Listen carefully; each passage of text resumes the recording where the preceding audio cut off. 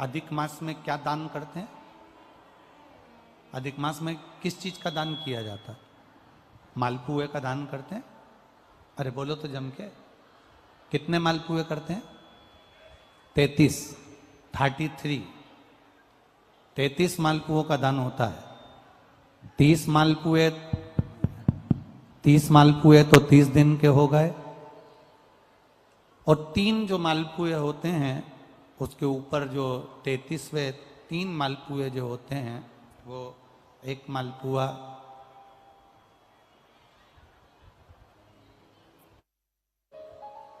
33 मालपुए में से 30 मालपुए 30 दिन के, और 31वां नंबर का जो मालपुआ होता है वो हमने अगर हमारी बेटी के घर का कोई अन्न पाया हो, हमने अगर अपनी बेटी के घर का कोई भाग ग्रहण कर लिया हो, हमने अपने अगर बहन बेटी के घर का कोई चीज खा ली हो, तो हमको दोष ना लगे। 32वें नंबर का जो मालपुआ होता है वो हमने अगर किसी संत, गुरु, ब्राह्मण, साधु, सन्यासी, तपस्वी, साधक, उपासक, किसी विप्रजन, किसी ब्राह्मण जन के घर का यदि हमने कुछ खा लिया हो तो उसका दोष न लगे। ये 32वें नंबर का मालपुआ होता। और 33वें नंबर का जो मालपुआ होता है, हमने किसी के घर का सूतक या सावड़ का खा लिया हो। सूतक सावड़ से मतलब है किसी के यहाँ कोई समाप्त हो गया, कोई शांत हो गया, आपको स्मरण में नहीं है, मालूम नहीं है, और आपने उसके घर का पानी पी लिया, उसके घर का भोजन ग्रहण कर लिया, या उसके घर का कुछ खा लिया।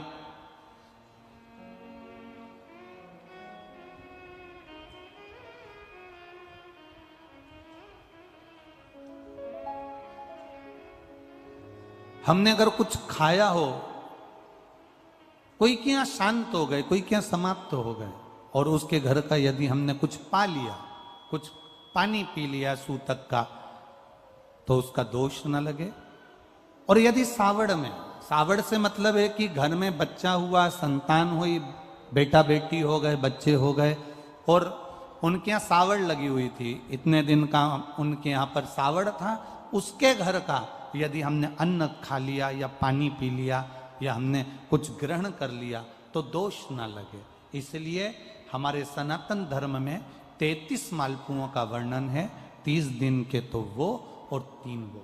अब एक बात और ध्यान में रखना, स्कंद पुराण, विष्णु पुराण जब अधिक मास के व्रत का वर्णन करती है तो उसमें 33 मालपुए का ही विधान क्यों लिखा?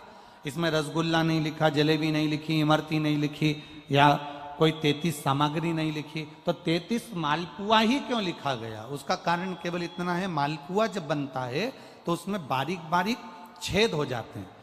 शास्त्र के अनुसार जितने छिद्र मालपुए के अंदर रहते हैं, अधिक मास में 3 वर्ष में एक बार यह मालपुए का 33 मालपुए का जो दान दिया जाता है, इससे जो जीव हमारे पूर्वज, हमारे जो गए हुए जीव हैं, कई भटक रहे होते हैं, कोई किसी योनि में है, कोई किसी जगह भटक रहा होता है, तो वो उस योनि से हमारे केवल अधिक मास में दान कर देने से वो उस योनि से मुक्त हो जाता है। इसलिए इन मालपुओं का वर्णन है,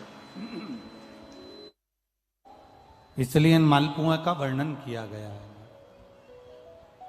अब एक बात अपने भीतर उतारिएगा जरा, कि अपने जीवन काल में हम करें, दान करने की मना नहीं, भजन करने की मना नहीं, संकीर्तन करने की मना नहीं, भगवत भजन करने की मना नहीं, पर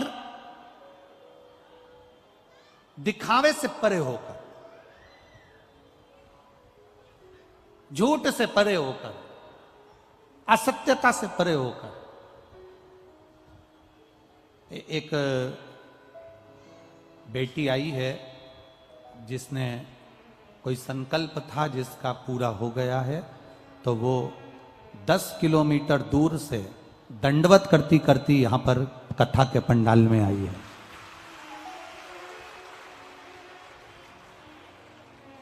बुलाइए। इसका एक संकल्प था जो देवाधिदेव महादेव ने पूरा कर दिया। तो विनती करी थी कि 11 किलोमीटर की दंडवत करते हुए कथा के पंडाल में पहुंचेगी। एक बार जोरदार ताली बजाएं इस बच्ची को। मेरे राम जी महाराज ने शबरी अम्बा को भी यही कहा है। मेरे राम जी ने शबरी अम्बा को भी यही कहा।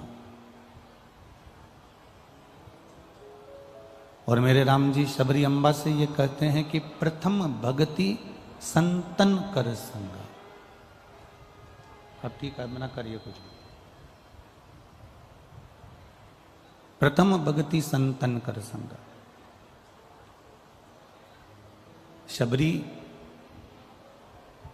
अगर संतों का सानिध्य करेगी, सत्संग करेगी, संतों के बीच में बैठोगे, भगवान की चर्चा करोगे, भगवान की भक्ति करोगे, तो ये निश्चित है उसकी कथा सुन सुनकर, उसकी कथा का स्मरण कर कर कर, उसका भजन कर कर के, भगवान की भक्ति कर कर के हम उसके करीब पहुंच सकते हैं। हम उसके नजदीक पहुंच सकते हैं। तो प्रथम भक्ति सत्संग कर संगा। अगर आपने सत्संग किया है, बैठकर कथा सुन रहे हो, टीवी के कने बैठकर, टीवी के सम्मुख बैठकर, मोबाइल पर या इस कथा पंडाल में बैठकर आपने कथा का रसतत्व ग्रहण किया है, तो उसका फल ये होता है कि शबरी ने सत्संग किया तो उसे राम जी का दर्शन हुआ, और आप भी शिव जी का सत्संग कर रहे हो तो एक दिन शंकर भगवान का दर्शन आपको भी जरूर होगा। ये निश्चित है।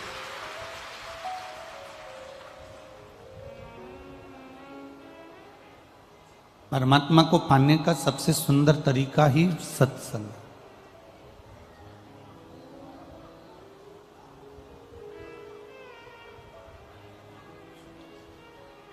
भगवान ने जब मृत्युलोक में भेजा, पृथ्वी पर जब हमारा जन्म हुआ, मृत्युलोक में जब परमात्मा ने भेजा तो बड़ा सोच समझ कर भेजा, बड़ा विचार कर कर भेजा कि ये पृथ्वी पर जाएगा, सत्संग करेगा, भजन करेगा, कीर्तन करेगा, मंत्र जाप करेगा, नाम जाप करेगा।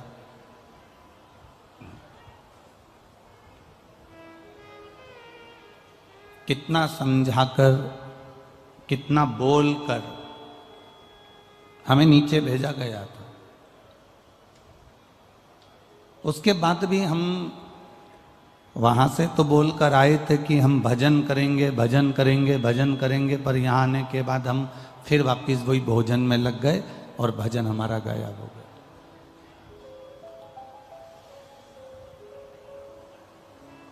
सत्संग हमारा गायब हो गया, भगवान की विरल भक्ति हमारी गायब हो गई, कीर्तन हमारा गायब हो गया, भक्ति हमारी गायब हो गई।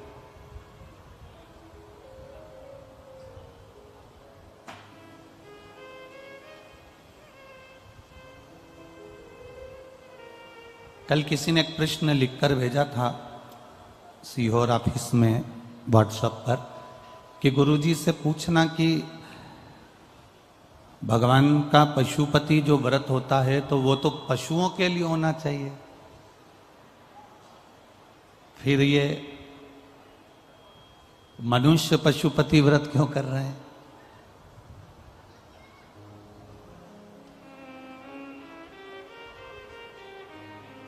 अब प्रश्न उसने करा और लिखकर भेजा कि ये व्रत तो पशुपति नाथ का है।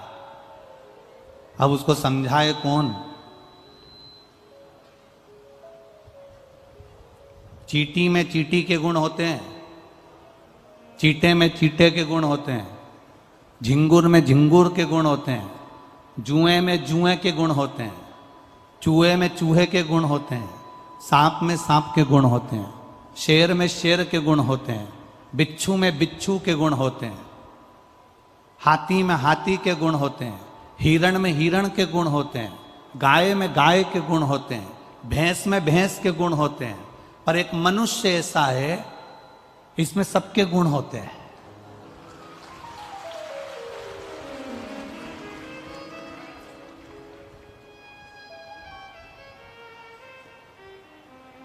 84 लाख योनियों में सबसे आखिरी की योनि है मनुष्य की। इससे पहले वो जुआ भी बनाए, इससे पहले वो चींटी बनाए, इससे पहले वो झिंगुर बनाए, इससे पहले वो सांप बनाए, इससे पहले वो शेर बनाए, इससे पहले वो गीदड़ बनाए, इससे पहले वो चीता बनाए, इससे पहले वो हाथी बनाए, इससे पहले वो सांप बनाए। ये सारे गुण उस योनि से छूट तो गया और मनुष्य बन गया, पर मनुष्य में आज तक जो 84 लाख योनियां काट के आया है, पूरी 84 लाख योनि के एक एक गुण इसके अंदर आज भी भरे हैं। जितना सांप जहर नहीं उगलता, यह मनुष्य उससे दुगना उगल देता है।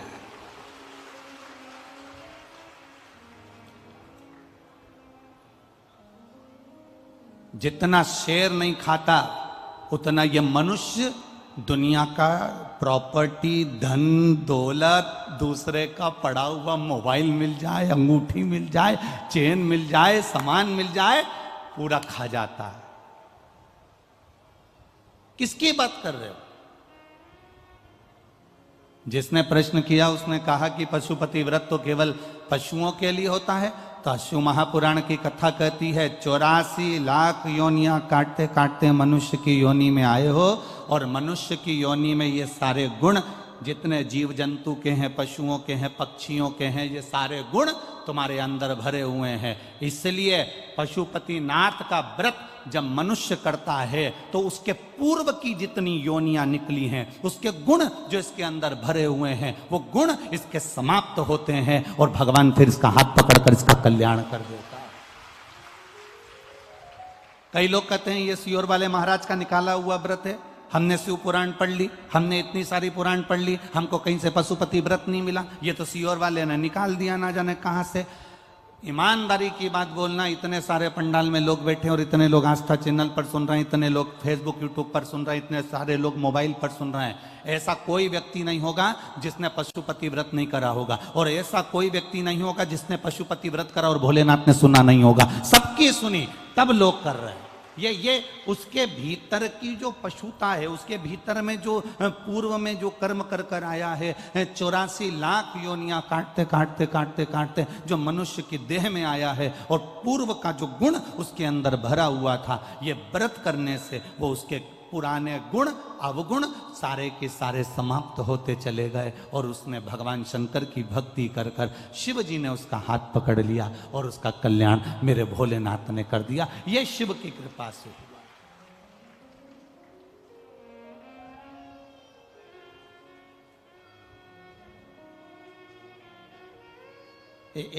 एक पत्र आया है, जरा समझिएगा, यही पशुपति व्रत का।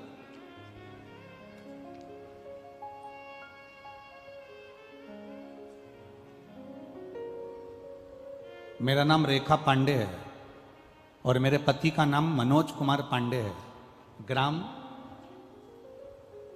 लुलटपुर, पोस्ट केथोली, जिला मैनपुरी। लुलटपुर है ये, ग्राम लुकटपुर है कि लुलटपुर है, पोस्ट केथोली, जिला मैनपुरी से आई हूं। कहीं बैठी हैं? कहीं बैठी हो तो हाथ हिला सकती हैं। अगर कहीं बैठी हो तो दोनों हाथ ऐसे एक बार हिला दें तो दिख जाएंगे। मेरा नाम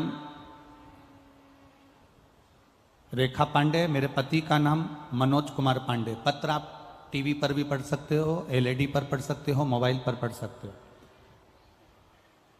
मैनपुरी से आई हूं, लुलटपुरा, पोस्ट केंथोली, जिला मैनपुरी से हूँ। मेरे स्तन कैंसर की गठान हो गई थी, जिसका डॉक्टर बोले कि इसका ऑपरेशन करना पड़ेगा। जब चेस्ट का कैंसर हो गया, ऑपरेशन की तारीख दे दी। लखनऊ में मेरा मेडिकल हॉस्पिटल में ऑपरेशन कराया गया। ऑपरेशन होने के बाद भी वो कैंसर समाप्त नहीं हुआ, दोबारा से फिर हो गया। दोबारा से फिर वापिस डॉक्टर ने रेडियोथेरेपी करने का बोल दिया और वापिस वो कैंसर, चेस्ट का, स्तन का कैंसर वापिस आ गया। तब हम दिखाने के लिए यहाँ से दिल्ली के लिए रवाना हुए, तो गाड़ी में फाइल रखी हुई थी। वो फाइल हमारी यमुना एक्सप्रेस वे पर से हम जा रहे थे और थोड़ी देर के लिए कहीं रुके थे और हमारी फाइल कहीं गिर गई। उसमें हमारे 10,000 रुपये भी रखे हुए थे। बैग पूरा की पूरा कहीं चले गया, मिल नहीं पाया, दिल्ली जाना था। अब हम बैग को ढूंढने के लिए जब पहुंच गए, तब हमारे ध्यान में आया कि बैग तो हमारा कहीं छूट गया। अब दिल्ली में पहुंचने के बाद बैग का क्या करते, कहाँ ढूंढते? वापिस आ गए, फाइल नहीं, दिखाएं क्या डॉक्टर को? पुनः वापिस आए, ढूंढते ढूंढते परेशान हो गए, पर नहीं मिला। तब मैंने बाबा भोलेनाथ जी से कहा कि आपका पशुपति व्रत करा है, फाइल भी मिलना चाहिए, पैसे भी मिलना चाहिए, हम दिखाने जा रहे थे, आपने मेरी फाइल क्यों ले ली? बाबा, हम क्या वर्णन करें, गाड़ी के अंदर ही एक शुकलाल नाम का व्यक्ति का फोन आया, जिसका फोन शुकलाल नाम का व्यक्ति का फोन था, जो महाराष्ट्र से था। उस व्यक्ति ने हमको फोन कर कर बोला कि आपका एक बैग मिला है जिसमें आपकी फाइल है, आपके 10,000 रुपये रखे हुए हैं और कुछ रिपोर्टें रखी हुई है, ये फाइल, ये बैग हम आपको दे देते हैं। वो शुकलाल व्यक्ति से हमारा मिलना हुआ, उसने हमें दूसरे हॉस्पिटल में जांच कराई और जांच कराई तो बाबा की ऐसी कृपा हुई कि मेरा कैंसर समाप्त हो गया। मैं बाबा को प्रणाम करने के लिए, अब वो फाइल किसने ली, वो शुकलाल कौन था ये नहीं मालूम, पर बाबा ने मेरी फाइल लेकर मेरे कैंसर को समाप्त कर दिया। मैं बाबा को यहाँ निवेदन करने के लिए, प्रणाम करने के लिए आया हूं। ये शिव तत्व, ये घड़ी, एक भरोसा, एक विश्वास, एक तुम्हारी दृढ़ता, तुम्हारा किया गया सत्संग जो तुम कर रहे हो,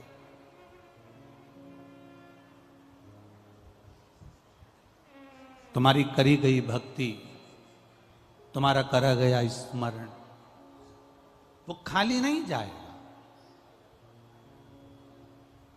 शास्त्र कह रहा है कि तुमने जो सत्संग किया है, तुमने जो भजन किया है, तुमने जो कीर्तन किया है, तुमने जो मंत्र जाप किया है, वो तुम्हारा साधारण नहीं है, वो तुम्हारा साधारण नहीं है। उस मंत्र जाप का बल, वो बार बार गिर जाएगा, रहने दो, उठा के एक साइड रख दो उसको।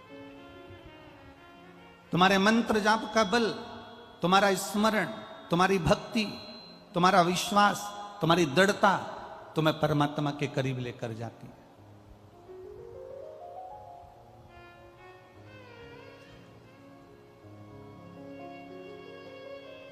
इस पंडाल में एक लड़का आया हुआ है,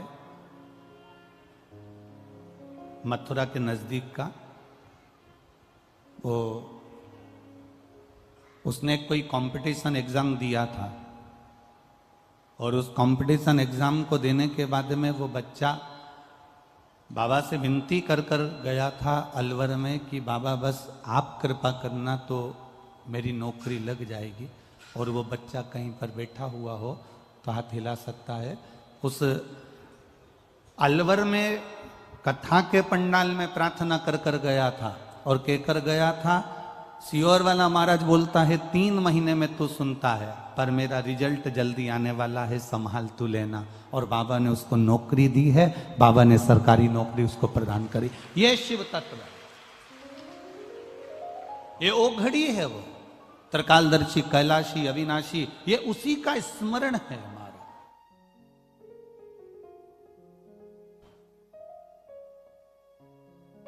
आपने जो भक्ति करी, आपने जो भजन किया,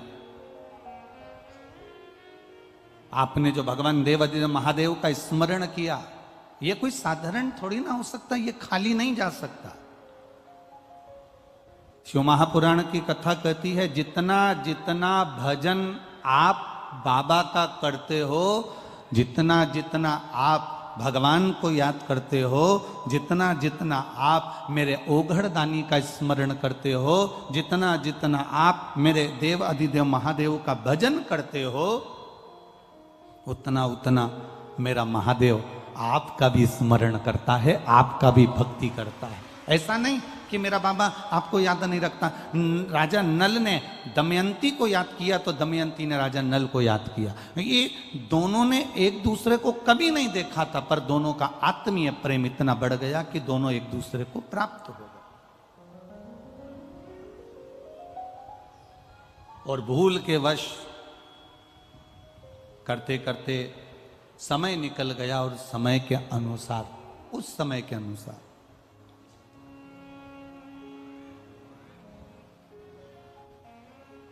कल आपको कथा में कहा था, अधिक मास की अमावस्या मतलब अधिक मास विराम हुआ, श्रावण का महीना वापिस लगा।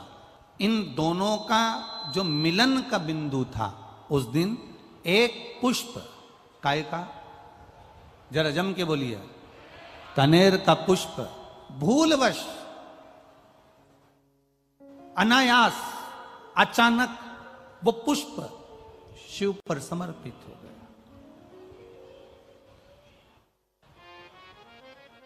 आप में से कई लोग ऐसे बैठे होंगे, आप लोगों में कई लोग ऐसे भी होंगे कि कभी कभी ऐसा होता है कि अपनी गाड़ी से अपन जा रहे हैं और गाड़ी बीच में खराब हो गई, गाड़ी बीच में पंचर हो गई, या गाड़ी में कोई काम आ गया, या कोई गाड़ी में कोई खराबी हो गई, तुम उसमें से उतर गए। उतरे तो सामने कोई वृक्ष था, कोई पेड़ था, कोई मंदिर था, कोई स्थान था, और वहां पर शंकर जी का शिवलिंग रखा हुआ था। भूलवश अब तुम्हें उस मंदिर में नहीं जाना है, तुम्हें उस पेड़ के नीचे नहीं जाना है, तुम सोच कर नहीं गई थी कि मैं इस पेड़ के नीचे जाऊंगी, यहाँ पर शिवलिंग मिलेगा, यहाँ मैं जल चढ़ाऊंगी, यहाँ शंकर जी का भजन करूंगी, यहाँ स्मरण करूंगी। ये तुम्हारे अंदर ये भाव नहीं था। वो तो तुम्हारी गाड़ी पंचर हो गई, तुम्हारी गाड़ी में खराबी हो गई, तुम्हारी गाड़ी में कोई तकलीफ हो गई, तुमने गाड़ी को खड़ा करा, गाड़ी वाला गाड़ी जोड़ रहा था, गाड़ी वाला गाड़ी सुधार रहा था, तुम इतनी देर में उस पेड़ के नीचे चली गई जिस पेड़ के नीचे शंकर भगवान का शिवलिंग था। तुमने भूलवश उस शिवलिंग के पास बैठे और मुख से श्री शिवाय नमस्तुभ्यम कह दिया, तुमने भूलवश ओम नमः शिवाय कह दिया, तुमने भूलवश नमः शिवाय कह दिया, तुमने भूलवश जय राम जी की, तुमने भूलवश जय श्री कृष्णा, तुम्हारे मुख पर जो आया, ओम नमो भगवते वासुदेवाय आ गया, राम नाम आ गया, कृष्ण नाम आ गया, शिव नाम आ गया, तुम्हारे ऊपर मुख पर श्री शिवाय नमस्तुभ्यम आ गया, तुमने जो मन से आया वो तुमने कह दिया।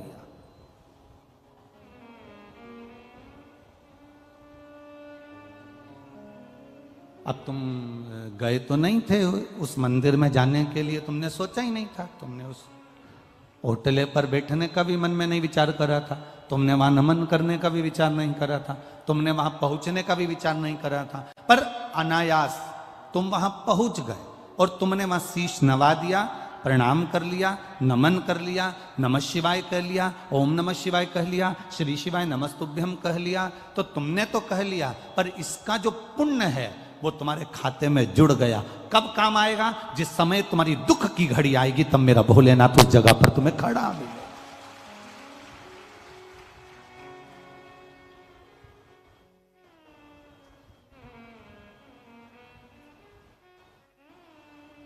ये कितने लोग यहां पर रात रात भर लोग पंडाल के अंदर सोते हैं, पड़े रहते हैं, भजन करते हैं, कीर्तन करते हैं। मैनपुरी वाले आए हो कि नहीं आए? रात को कभी दर्शन करने आए आप लोग? आए हो रात को दर्शन करने के लिए? आनंद आता है ना? रात्रि के समय सब भगवान की ढोलक मंजीरा पीट पीट के भक्ति करते हैं।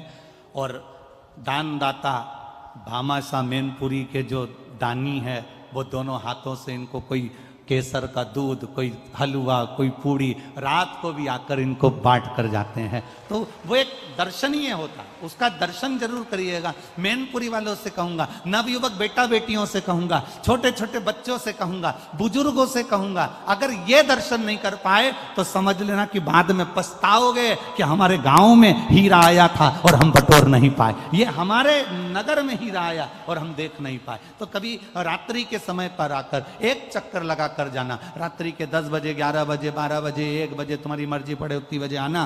रात्रि भर यहां पर सोने वाले भक्त भगवान की अविरल भक्ति में डूबे रहते हैं, भगवान के भजन में डूबे रहते हैं। लोग कहते हैं कि गुरुजी इस भूमि का प्रताप क्या हो जाता है, मिट्टी आप कहते हो कि सिर पर लगा कर जाना, इस मिट्टी में ऐसा क्या आ जाता है? हमने कहा मिट्टी में केवल इनके भक्ति का बल, भजन का बल, स्मरण का बल, सत्संग का बल बढ़ जाता है। रात दिन शंकर के नाम का नाम, रात दिन भगवान की भक्ति करना, भूमि भी सिद्ध हो जाती है। जब हमारे शरीर से ये रज लगती है तो ना जाने कितने रोगों को समाप्त कर देती है और हमारे जीवन का कल्याण कर देती है। तेरे मंदिर में आना मेरा काम है और मेरी बिगड़ी बनाना तेरा काम। कभी मौका लगे और घर के बच्चों से तुमने कहा और उनने सुन लिया कि तुमने बोला, ए छोरा चल मुझे जरा ले चल, तो जरा वहां कथा हो रही है, थोड़ा दर्शन वर्शन करा ही दे मेरे को। अब तुमने तो बोल दिया कि दर्शन करा दे, अब चल मेरे को लेकर दर्शन करा के ला। अब तुमने तो कहा, छोरे ने मान लिया और तुम्हें लेकर आ गया।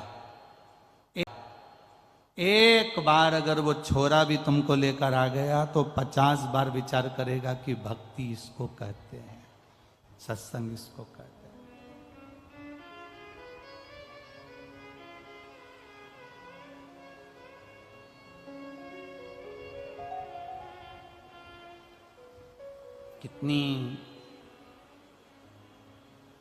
कितनी मेहनत करना पड़ती है लोगों को। यहाँ तो बहुत सारे लोग बैठे हैं, हम क्या कहें। एक राजनेता भी होता है ना, तो उसको जब बहुत सारी भीड़ इकट्ठी करना पड़ती है तो कजन कितना खर्च करना पड़ता है, कजन कितना। एक शोभा यात्रा में निकालना पड़ती है तो साड़ियाँ देना पड़ती है, हंडा देना पड़ता है, कलश देना पड़ता है, ये देना पड़ता है, वो देना पड़ता है, गाड़ी लेने भेजो, छोड़ने भेजो, खाना खिलाओ, ये करो वो करो। और ये शंकर के जो अड़भंगे भक्त हैं, इनके दरवाजे पर कोई चावल देकर नहीं आया, इनके दरवाजे पर कोई निमंत्रण देकर नहीं आया। ये अड़भंगे हैं, अड़भंगे, ये चले आते,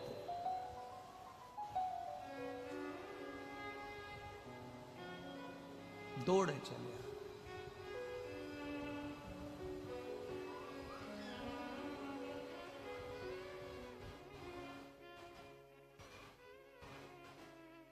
और मेरे बाबा तेरा सहारा है,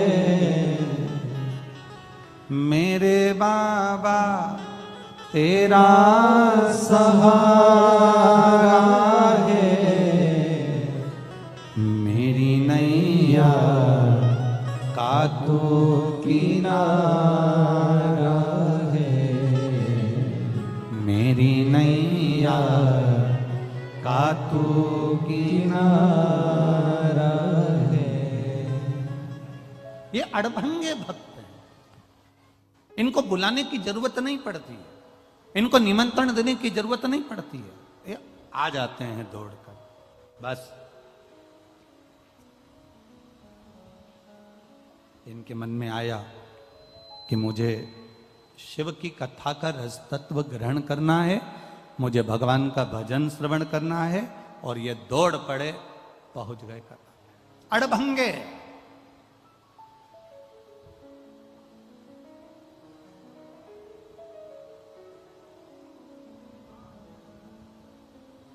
शिव कथा कह रही है, भगवान शंकर का संवाद कह रहा है। राजा नल दमयंती वापिस मिल गए, एक पुष्प कनेर का एक मास के संजोग में चढ़ा दिया। हाथ में जो जल 2 पात्र का रखा हुआ था, वो जल देवाधिदेव महादेव को समर्पित कर दिया। वो जल देवाधिदेव महादेव को दे दिया।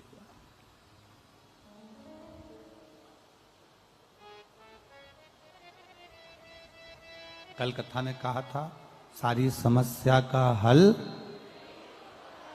पर सावन के महीने में जरा जम के बोलो जरा, 2 लोटा जल घर से निकलते समय एक के ऊपर एक, और मंदिर में पहुंचने से पहले दोनों हाथों में जैसे लड्डू होता है ऐसा भरा हुआ जल का पात्र। हे बाबा, तेरे ऊपर जब ये समर्पित हो और 2 हाथों से हम आपको जल समर्पित कर रहे हैं, आप हजारों हाथों से हमारा भंडार भर देना। ऐसी कृपा आपकी बनी रहे, ऐसी दया आपकी बनी।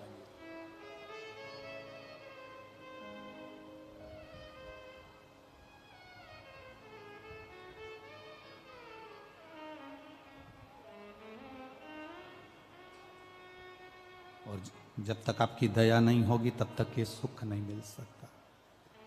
जब तक आपकी कृपा नहीं होगी तब तक ये आनंद नहीं मिल सकता। पर कभी कभी ऐसा होता है, इतनी ठोकर खाने के बाद भी अगर आपको वापिस राज सत्ता मिल गई, ये वैभव मिल गया है, तो निवेदन है कि अहमता में ना फूलें। कभी कभी कुर्सी का पद, सत्ता का पद, प्रतिष्ठा का पद, वैभव का पद, आतिथ्य का पद, ये कहीं हमको अहमता प्रदान कर देता है।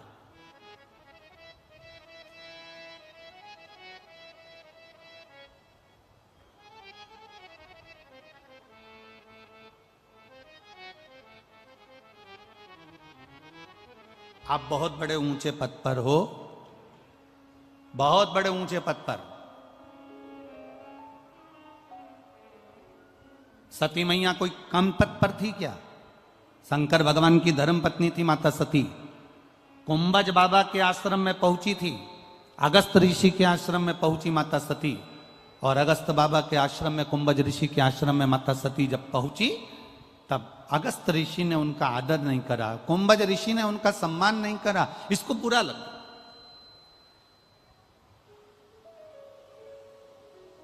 इसको बुरा लगा कि बताऊं, मैं यहां कथा सुनने के लिए आई हूं, मैं यहां पर पहुंची हूं, अगस्त बाबा के यहां पर मैं आई हूं, कम से कम इनको मेरा आदर करना था, बैठने के लिए आसन देना था, सत्कार करना था। शंकर भगवान ने कुंभज ऋषि को प्रणाम करा, शंकर भगवान ने अगस्त ऋषि को नमन करा, पर सती मैया ने ना अगस्त ऋषि को प्रणाम करा, ना सम्मान करा, ना आदर दिया। कुंभज ऋषि तो अपनी भक्ति में लगे हुए थे, नेत्र बंद कर भगवान का भजन कर रहे थे, पर प्रणाम करना था माता सती को, पर सती ने आदर नहीं करा। बल्कि सती ने शिवजी से कहा कि अपन जहां जाते थे, नारायण के घर गए, उनने अपन को आसन दिया, इंद्र के घर गए, उन्होंने अपन को आसन दिया, ब्रह्मा जी के घर गए, उन्होंने अपन को आसन दिया, पर अपन कुंभज बाबा के यहां पर आए और यहां अपने को आसन नहीं दिया। यहां अगस्त ऋषि के यहां अपन आए और अपने को आसन नहीं मिल रहा।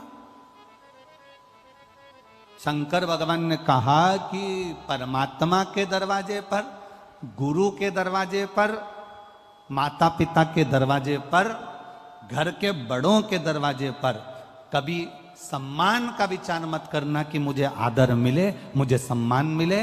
कथा में, सत्संग में, संकीर्तन में, गुरु के दरवाजे, परमात्मा के दरवाजे, शिवालय, शंकर की चौखट पर जब भी जाना तो तुम्हारे अहंकार को घर पर, पद को घर पर, प्रतिष्ठा को घर पर रख कर जाना, और ये सोच कर जाना कि मैं मेरे बाबा से, मेरे पिता से मिलने के लिए जा रही हूं, मेरे गुरु के चरणारविंद में जा रही हूं, मैं शंकर की कथा को सुनने के लिए जा रही हूं।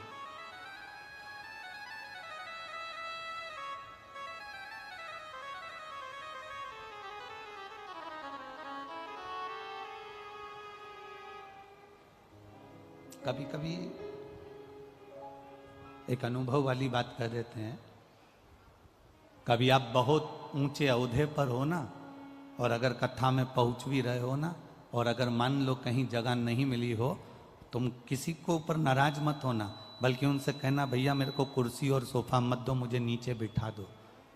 कारण उसके सामने बस एक बार में पहुंच जाऊं, बाकी की कुर्सी और सोफा दिलाना तो उसके हाथ में है, वो कौन सी कुर्सी दिला देता।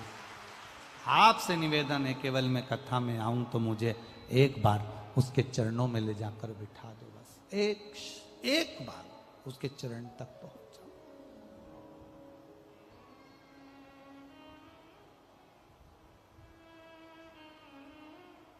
क्या देगा वो, क्या प्रदान करेगा वो, कैसे देगा वो, ये उसके ऊपर है। राजा नल को थोड़ा सा वापिस जो सत्ता मिल गई, वापिस जो वैभव मिल गया, वापिस जो कुर्सी मिल गई, वापिस जो राज सिंहासन मिल गया, वापिस जो राज सत्ता मिल गई, तो राजा नल को थोड़ी सी अभिमतता आ गई, थोड़ा सा अहंकार।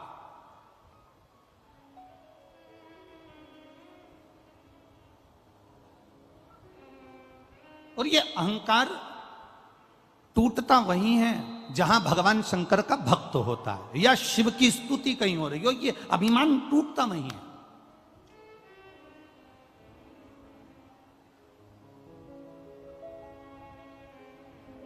तुम बहुत पैसे वाले, तुम बहुत धनपति, तुम बहुत वैभवपति, और शंकर जी के मंदिर में तुम्हें थोड़ी देर खड़ा रहना पड़ रहा है। थोड़ा खड़े रहो, अभी लोग जल चढ़ा रहे हैं, अभी लोग पूजन कर रहे हैं, थोड़ा खड़े रहो।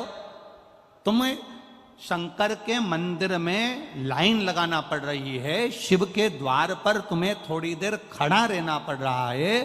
तुम्हारे पास में धन है, वैभव है, सत्ता है, सब कुछ है, उसके बाद भी आप भगवान शंकर के मंदिर में, शिव के दरवाजे पर, शिव के सम्मुख में थोड़ी देर आपको इंतजार करना पड़ रहा है। क्रोध ना करिए, उस समय पर यह विचार करिए कि मेरे बाबा मुझे थोड़ी देर रोक के रखे हैं, मतलब जरूर मेरे बाबा मुझ पर दृष्टि कर कर रखे हैं, इसलिए थोड़ा रोक कर रखा है कि थोड़ा रुकिए, अभी थोड़ा रुको, अंदर बहुत भीड़ हो रही है, थोड़ा सा ये लोग बाहर निकलेंगे तब मैं आपको अंदर भेज दूंगा, दर्शन कर लेना, बाबा को जल चढ़ा देना, थोड़ा रुको। अब उसमें हम लोगों को गुस्सा आ जाता है, तो मुझे जानते नहीं हो क्या, तो मुझे पहचानते नहीं हो क्या। उस समय क्रोध नहीं आना चाहिए, उस समय ये विचार करना चाहिए बाबा ने मुझे दरवाजे पर क्यों खड़ा करके रखा। हर किसी को बाबा दरवाजे पर खड़ा कर देता है क्या? शंकर भगवान हर किसी को दरवाजे पर खड़ा कर देंगे? भगवान नारायण के दरवाजे के द्वारपाल हैं जय और विजय, जय विजय चले जाते हैं तो दूसरे खड़े हो जाते हैं। ब्रह्मा जी के दरवाजे के द्वारपाल चले जाते हैं तो दूसरे खड़े हो जाते हैं। पर शंकर भगवान के दरवाजे का जो द्वारपाल है, भगवान शिव कहते हैं मेरे दरवाजे का द्वारपाल मणिभद्र, वीरभद्र, इनको मैं जब खड़ा करता हूं और अगर ये कहीं चले जाते हैं तो मैं किसी और को खड़ा नहीं करता। शिव जी कहते हैं मैं उसको खड़ा करता हूं जिस पर मुझे कृपा की दृष्टि करना होती है, उसको दरवाजे पर खड़ा करता। मंदिरों में भीड़ हो रही है, अपार भीड़ पड़ रही है, जल चढ़ाने के लिए लाइन लगाना पड़ रही है, पर मंदिर के पंडित जी ने, समिति ने, कमेटी ने, लोगों ने कह दिया थोड़ा दरवाजे पर इंतजार करो, रुको जरा, शांति रखो जरा, खड़े रहो जरा, क्रोध मत करना, ये विश्वास करना, ये भरोसा करना कि मेरे बाबा ने अपनी चौखट पर, अपने दरवाजे पर क्यों खड़ा कर कर रखा है, वो मुझ पर कुछ करुणा करने वाला है, मुझको अपने दरवाजे से कुछ देने वाला है। इसीलिए तो जब दरवाजे पर अपन खड़ा किसको करते हैं, कोई मांगने आया तो तुम लोग खड़ा किसको करती, जिसको भगाना होता है तो तुम तो तुरंत गए चल, जिसको भगाना होता है तो दरवाजे से तुम तुरंत नहीं कहती थी भाओ चलो यहां से जाओ, और जिसको देना होता है उसको क्या कहती, बाबा जी आती हूं जरा खड़े रहो। अंदर जाएगी, डब्बा खोलेगी, आटा लाएगी, पैसे निकालेगी, थोड़ा समय लगता है कि नहीं लगता, पैसे निकालने में, आटा लाने में, समय लाने में, फिर वो दरवाजे पर खड़ा होकर के रहे, माता जी कहाँ चली गई, भिक्षाम देई। माता जी बोलती रुक तो जा रे, सामान तो लाऊं निकाल के, मुझे थोड़ा समय लग रहा है। तो माता जी ने विचार करा अब बेचारा बुढ़ा है रे, अधिक मास का महीना चल रहा है, मेरे कपड़े रखे हैं ससुर जी के, वो भी दे देती हूँ। उसने ससुर के कपड़े भी निकाल लिए। अभी मांगा तो इसने केवल एक कटोरी आटा था, मांगा तो तो इसने 1 रुपया था, पर अब देख क्या कह रही है, पैसे भी दे रही है, आटा भी दे रही है, मालपुआ भी दे रही है, 1 जोड़ कपड़े भी दे रही है, और चलते चलते उसने देखा कि छाता भी पड़ा था पुराना सा, वो भी उठाकर दे दिया। भगवान अगर तुम्हें दरवाजे पर खड़ा रखे तो भगवान को धन्यवाद देना कि तेरी कृपा जरूर कोई बड़ी होने वाली है, इसलिए तूने मुझे खड़ा रखा है। क्रोध मत आने देना, गुस्सा मत आने देना, चिड़चिड़ मत करना। दरवाजे पर खड़े होकर यह मत विचार करना कि सब अंदर चले जा रहे हैं, सब जा रहे हैं, सब पहुंच रहे हैं और मुझे दरवाजे पर खड़ा, ना ना ना ना। अरे तेरा ही दिया मैंने खाया पिया है, तेरा शुक्रिया है, तेरा शुक्रिया, मुझे भोले बाबा ने बहुत दे दिया है, तेरा शुक्रिया है, तेरा शुक्रिया है।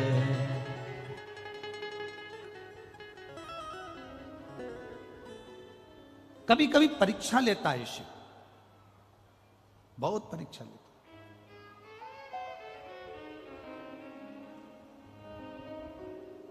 कभी कभी मेरा भोलेनाथ आपके अहंकार को तोड़ भी देता।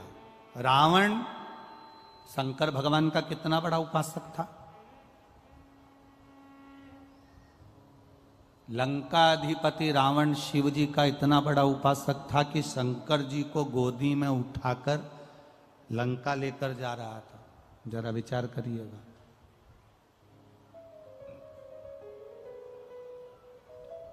गोदी में लेकर लंका जा रहा, कितना अभिमान तोड़ा है मेरे भोले बाबा ने, जरा देखिएगा। राजा दशरथ का जन्म नहीं हुआ था और राजा दशरथ का जन्म नहीं हुआ, राजा अज, दशरथ जी के पिता,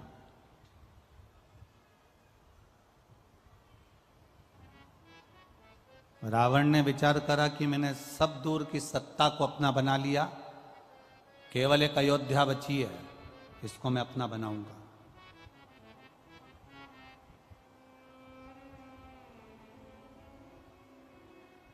यह अयोध्या का राज्य मेरा होना चाहिए। रावण अयोध्या के राज्य को अपना बनाना चाहता था। यह अयोध्या मेरी होना चाहिए, इंद्रलोक मेरा हो गया, देवलोक मेरा हो गया, सारा मृत्युलोक के जितने राज्य हैं सब मेरे हैं। केवल एक अयोध्या थी जो लंका के राजा रावण की नहीं थी।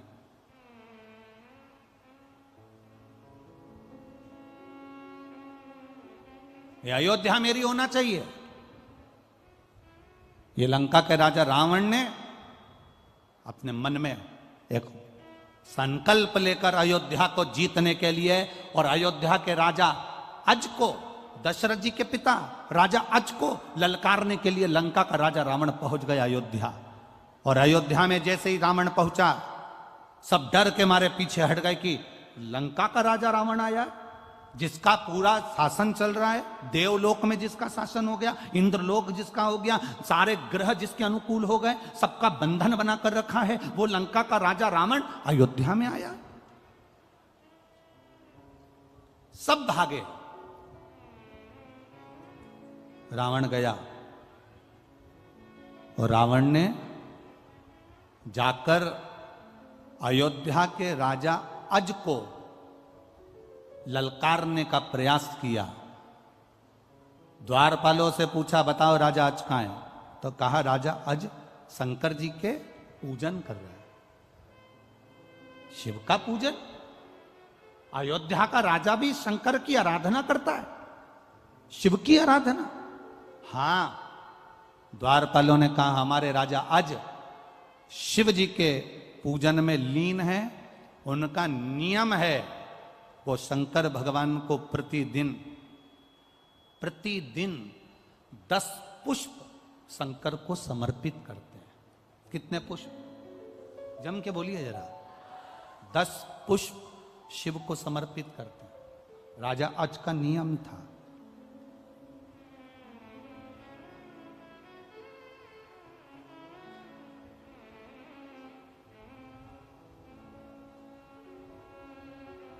ये जो आप लोग सोचते हैं ना कि भगवान को हम बेलपत्री एक दे रहे हैं, एक चावल का दाना दे रहे हैं, एक दुर्बा दे रहे हैं, एक लोटा पानी दे रहे हैं, 2 लोटे पानी दे रहे हैं।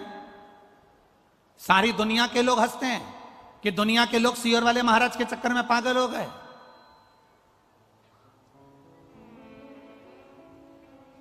और वो सियोर वाला तो ना जाने शिव पुराण बाजता कि नहीं बाजता, लोग कहते टोटका पुराण बाजता रहता है।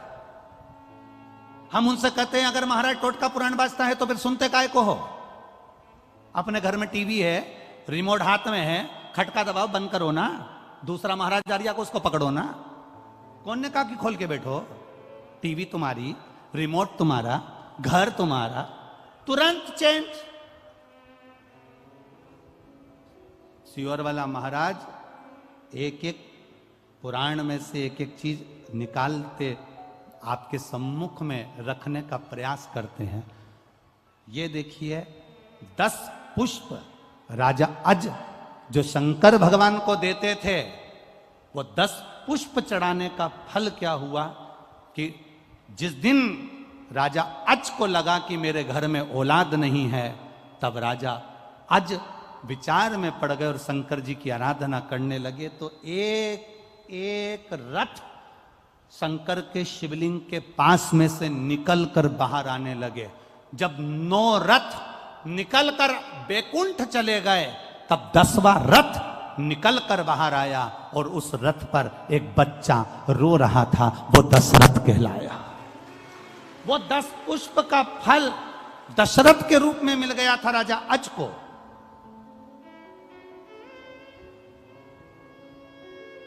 लोग कहते हैं सियोर वाले महाराज जी बताते हैं 1 पुष्प चढ़ाओ, सियोर वाले महाराज कहते हैं 2 लोटा जल चढ़ाओ, सियोर वाले महाराज कहते हैं 5 काली मिर्ची चढ़ाओ, सियोर वाले महाराज कह देते हैं इतना सा गन्ने का रस लेकर तुलसी के क्यारे में डाल दो, इतना सा ये भाग लेकर भगवान का पूजन कर दो, तिल्ली का ये भाग ले लो, तो गेहूं के 11 दाने ले लो कि 21 दाने ले लो। ये एक एक चीज का वर्णन कहां से है? ये हमारे पुराणों में सब लिखा है कि 10 पुष्प चढ़ाने का फल ये हुआ कि 9 रथ निकलने के बाद 10वां रथ निकला और उस पे जो बालक आया उसका नाम दशरथ हुआ, वो राजा अज को प्राप्त हुआ। अब लोग कहते हैं कि अभिषेक का वर्णन भगवान कृष्ण ने एक एक रानी के साथ में 11 दिन तक शंकर भगवान का अभिषेक करा, इसलिए भगवान कृष्ण के घर में एक एक रानी से 11 संतान हुई।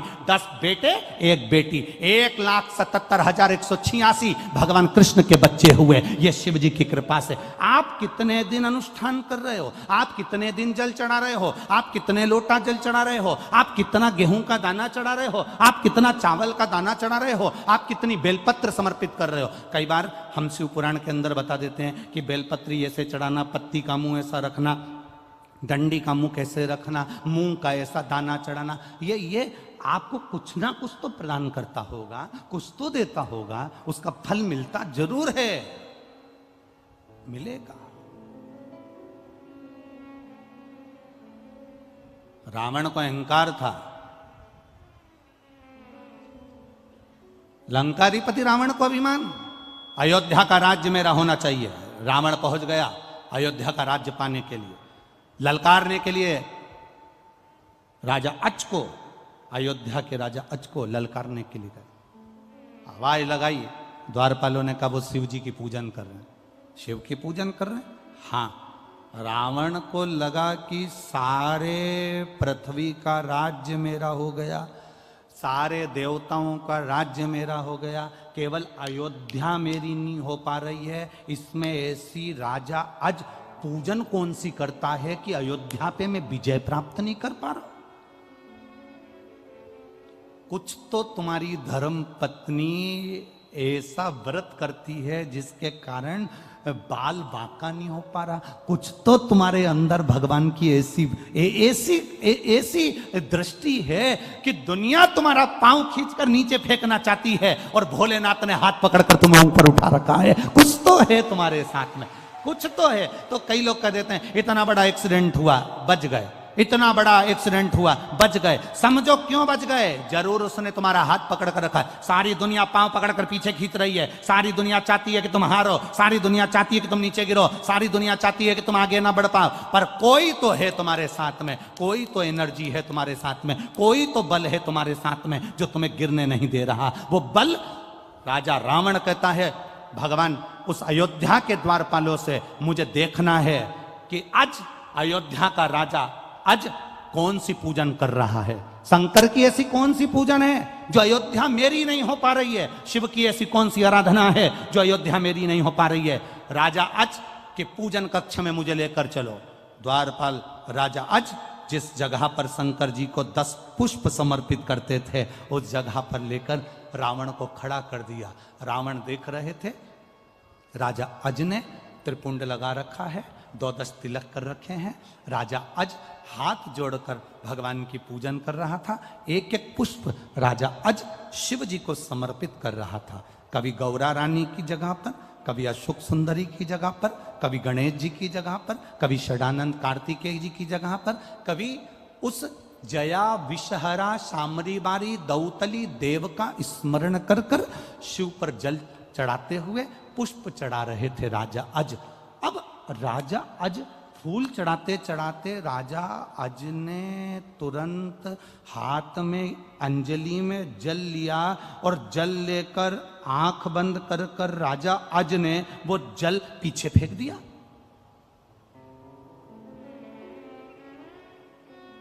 रावण विद्वान था, बहुत बड़ा विद्वान था रावण। रावण ने विचार करा, हमारा सनातन धर्म, हमारे हिंदू धर्म में तो अंजलि में जल लेकर आगे छोड़ा जाता है। ये राजा की बुद्धि को क्या हो गया? इसने जल लेकर पीछे फेंक दिया। हमारे सनातन हिंदू धर्म में रावण लंकाधिपति सोच रहा है कि हमारे सनातन धर्म में, हमारे हिंदू धर्म में अंजलि में लिया हुआ जल सामने छोड़ा जाता है, आगे छोड़ा जाता है, पर राजा अज ने वो जल तो पीछे पटक दिया, हाथ में लेकर पीछे छोड़ दिया। अब रावण को हंसी आ गई, ठाका लगाया लंका के राजा रावण ने। अपने आप को इतना बड़ा विद्वान बनता है अज, जिसको पूजन करना तक नहीं आती, जिसको जल चढ़ाना तक नहीं आता, वो जल पीछे पटक दिया। अरे किसी विद्वान को अपने पास में बिठाना था, वो तुम्हें बता देता कि जल कैसे चढ़ाना चाहिए। किसी पढ़े लिखे को बिठाते अपने पास में, वो तुम्हें समझा देता कि जल कैसे चढ़ाना है, कैसा नियम करना है, कैसी पूजन करना है। कोई विद्वान को अपने पास में बिठाते, वो समझा देता तुमको। राजा रावण को हंसी आ गई और हंसी आते से ही राजा अज का ध्यान रावण पर चले गया। लंका का राजा रावण आज खड़े होकर बोले, आज लंका का राजा मेरे दरवाजे पर अयोध्या में कैसे आना हुआ? रावण कहते हैं कि मैं आया तो तुमको युद्ध के लिए ललकारने था, पर हमारा सनातन धर्म हिंदू धर्म में हाथ की अंजलि में जल लेकर सामने छोड़ा जाता है, पर तुम तो ना जाने कौन सा विधान लेके आए कि पानी को तुमने पीछे फेंक दिया। ये तुमने करा क्या? इतने में राजा अज ने कहा, मैंने पानी पीछे इसलिए फेंका, मैं जब पूजन कर रहा था 9वें नंबर का पुष्प मैंने समर्पित करा था और मेरे कानों में गौ माता की आवाज मेरे कानों में रंभाने की सुनाई देने लगी। यहां से 42 किलोमीटर की दूरी पर जंगल में एक शेर एक गाय को खाने वाला था। गाय ने मुझे पुकारा, नगर का राजा संभालो, राजन संभालो, गाय रंभाई, मैंने जल उठाकर पीछे फेंक दिया। रावण कहने लगा, तुम्हारे पूजन में पीछे फेंके हुए जल से होगा क्या? राजा अज ने कहा, वो जल शेर को मार दिया होगा, गाय को बचा लिया होगा। रावण कहता है, पानी से शेर मरता है? पानी से शेर मरता है? राजा अज ने कहा, मेरे भोलेनाथ जी का जो पानी है ना, ये कोई साधारण नहीं है। शेर भी मरा होगा, जाओ जरा देख कर आओ। रावण राजा अज से मिला नहीं, बात नहीं करी, तुरंत रथ उठाया रावण ने, 42 किलोमीटर दूर वन में पहुंचा और वन में जाकर क्या देखता है, एक गाय घास चर रही थी, उसके पास में हजारों बाणों से रमा हुआ शेर पड़ा हुआ था। राजा रावण की आंख से आंसू बह गए।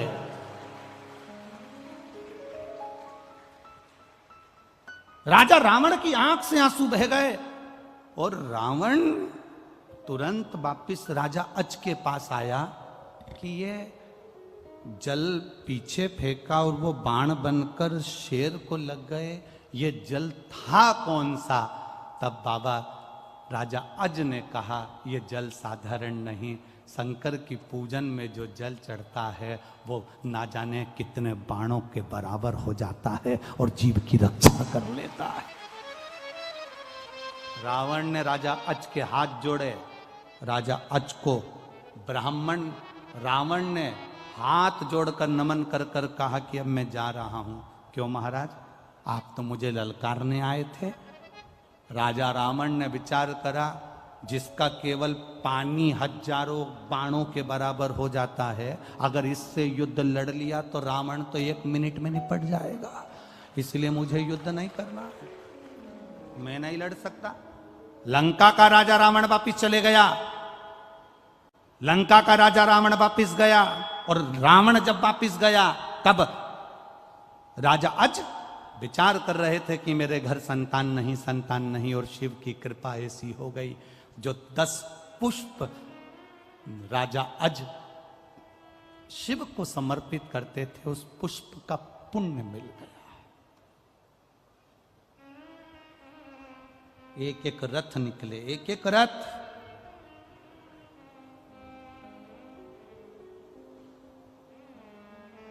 नौ रथ पूरे हुए, 10वां रथ आया, इसलिए नाम क्या पड़ा? जम के बोलो जरा, दशरथ। साधारण है क्या दशरथ जी का चरित्र? शिव की भक्ति से मिला। कई लोग कहते हैं हम 2 लोटा पानी चढ़ाएंगे तो ये कब, इसका पुण्य कब मिलेगा? हम 1 लोटा पानी रोज शंकर जी को चढ़ाएंगे, इसका पुण्य कब मिलेगा? इसका पुण्य कब मिलता है?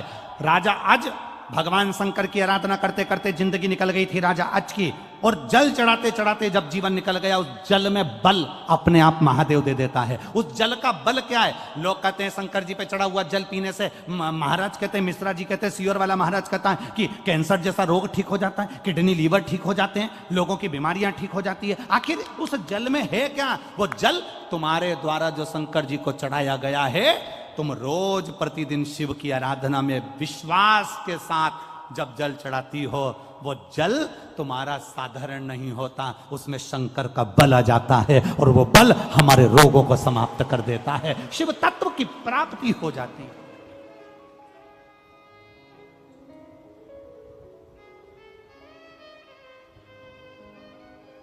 अब वो लंका का राजा रावण तो कितना विद्वान था। लंका का राजा रावण भी हंसा था राजा अज को देखकर, जब उन्हें पानी पीछे फेंका।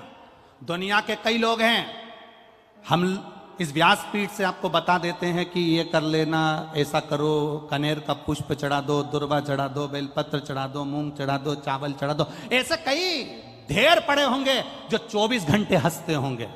ये चढ़ाने से ऐसा होता है क्या? ये चढ़ाने से वैसा होता है क्या? ढेर पड़े होंगे जिनके पास में 24 घंटे कोई काम नहीं है, केवल निंदा, केवल बुराई। फेसबुक चलाओ, यूट्यूब चलाओ, एक बुराई छाट दूसरी लिख दो, दूसरी चाहो तीसरी लिख दो। जब जब आप कोई अनुष्ठान करने बैठोगे, जब जब आप अभिषेक करने बैठोगे, जब जब आप बेलपत्र चढ़ाने बैठोगे, जब जब आप कनेर का पुष्प चढ़ाने के लिए जाओगे, दूसरे तुम्हारे पास में आकर हंसेंगे और तुमको उस जगह से हटाने का प्रयास करेंगे। समझ लेना कि वो इसलिए आया है कि हमारे मन का मनोरथ पूर्ण ना हो, इसलिए वो बीच में अड़चन डालने के लिए आया है। पर अगर तुम्हारा विश्वास पक्का है और तुमने एक दुर्वा, एक बेलपत्र, एक कनेर का पुष्प भी, एक चावल का दाना भी, एक लोटा जल भी अगर विश्वास के साथ शिव जी को समर्पित करा है, तो फिर शंकर तुम्हें खाली नहीं छोड़ता, झोली भर कर ही छोड़ता। ये निश्चितता है उसकी।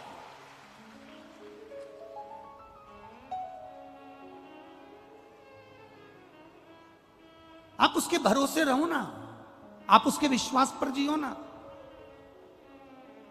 हमारा क्या जाएगा, ये कथा बाची लाखों लोग श्रवण कर रहे हैं, करोड़ों लोग भगवान की भक्ति कर रहे हैं, शंकर के तत्व को जान रहे हैं, शंकर भगवान के विचारों को जान रहे हैं, शंकर की करुणा को जान रहे हैं। एक लोटे जल का महत्व क्या है? घर के बच्चे के हाथ में एक लोटा पकड़ाओ और उससे कहो कि तू जल चढ़ा के आ। जिस घर का बच्चा एक लोटा जल हाथ में पकड़कर शंकर को चढ़ाना चालू कर देता है, उस घर के बच्चे को किसी बैंक में खड़े होकर हाथ जोड़कर लोन लेने की जरूरत नहीं पड़ती, भगवान इतना दे देता है। हमने पहले भी कथा में कहा, लोन से गाड़ी मत लेना, लोन से बंगला मत बनाना, लोन से अपना ठाठ मत दिखाना, कर्जा लेकर अपने ठाठ को दिखाने का प्रयास मत करना, क्योंकि कर्जा का नाम ही है कर कर कर कर्जा, उसी का नाम कर्जा। जो कर कर के चला जाए, एक बार लोन ले लो, जमा कर कर के जमा हो जाओ। क्या मतलब लेने से? भगवान के चरणों में बैठकर भगवान से कहना, भोलेनाथ से कहना, मेरे बाबा दया करना, मैं तेरे भरोसे हूँ, मेरे बाबा दया करना, मैं तेरे भरोसे हूँ, मैं तेरे भरोसे हूँ, मैं तेरे भरोसे हूँ, मैं तेरे भरोसे हूँ, मैं तेरे भरोसे हूँ, मेरे बाबा दया करना। आप भी बोलो, मैं तेरे भरोसे हूँ, ना घर के भरोसे हूँ, ना परिवार के भरोसे हूँ, ना घर के भरोसे, बोलो मैनपुरी वालों बोलो, ना परिवार के भरोसे हो, मेरे बाबा दया करना। इनको गाने दो। मेरे बाबा दया, मैं तेरे, वो तीसरे चौथे नंबर के पंडाल वालों, तुम भी पीछे के दोनों भोजन पंडाल वालों, साइड के पंडाल वालों, सब दिल से उससे कहो, मैं तेरे, ना इनके भरोसे, ना उनके भरोसे हूँ, ना इनके,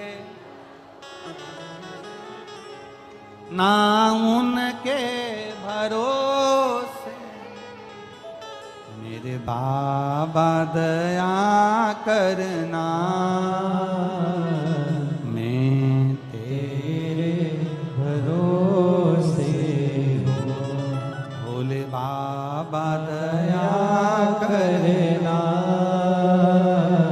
मैं तेरे भरोसे। हम उसके सहारे जिए, हम उसके भरोसे जिए। एक बेलपत्र में, एक लोटे जल में मेरा देव अधिदेव महादेव का बल बड़ा है। बल आपके उत्तर प्रदेश में एक महादेव हैं,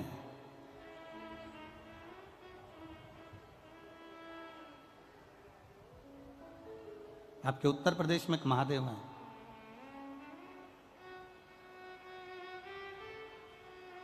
श्री कल्याणेश्वर महादेव।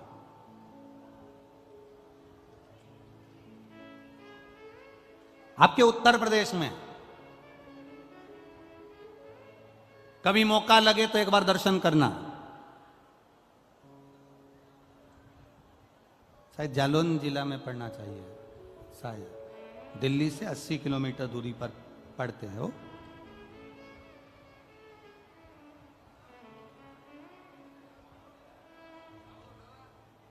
पर दिल्ली से 80 किलोमीटर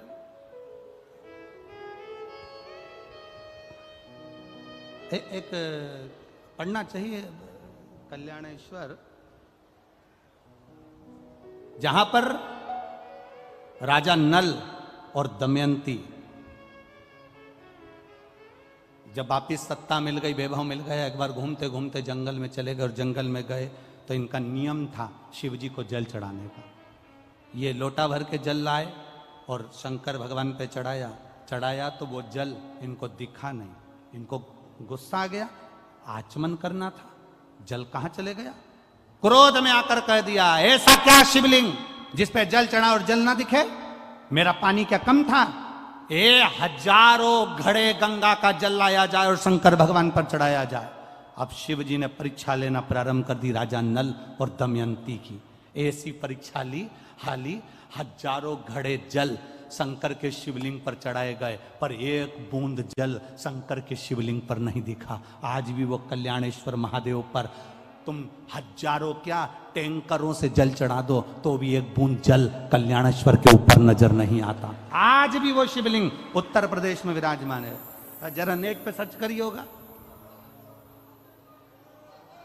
हापुड़, हाँ हापुड़ जिला में चलते सही। हाँ ठीक बिल्कुल ठीक पकड़े हैं, बिल्कुल सही। अच्छा लगा आप लोगों से मिल के हो, कम से कम आदि कथा तो आप सॉल्व कर दिए हैं हमारी हो। यही शिव कृपा। कभी मौका मिले तो अवश्य जाइएगा। हजारों लीटर जल उन पे चढ़ा के देख लेना, कुंटलों से जल चढ़ा कर देख लेना। जितना दूध बन जाए उतना चढ़ा के देख लेना, जितना दही बन जाए उतना चढ़ा के देख लेना, जितना शहद बन जाए उतना चढ़ा के देख लेना, जितना घी बन जाए उतना चढ़ा के देख लेना। एक बूंद घी शहद कुछ भी उस शिवलिंग पर नहीं दिखता। सारा की सारा देवादिदेव महादेव का इतना बड़ा शिवलिंग है, उसमें सब समा जाता है। एक बूंद पानी नजर नहीं आता, सब उसके अंदर उतर जाता है। वो कल्याणेश्वर महादेव, कल्याणेश्वर।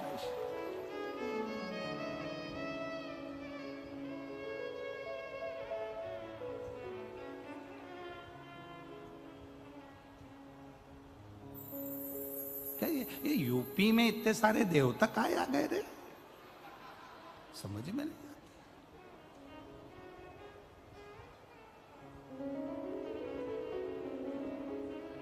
यूपी में अयोध्या, यूपी में है मथुरा, यूपी में है काशी, यूपी में गंगा, यूपी में है यमुना, यूपी में आनंद है।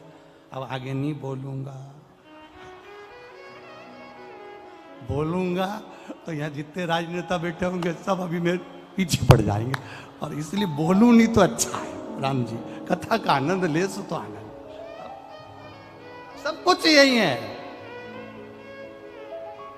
यूपी में काशी, यूपी में अयोध्या, यूपी में गंगा, यूपी में यमुना, और कथा कह रही है कल्याणेश्वर महादेव भी यूपी में ही है।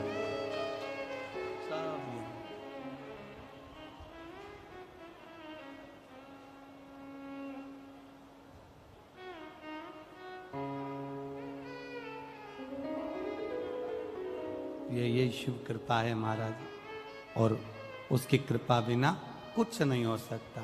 अरे इस बेल पत्ती में क्या बल है,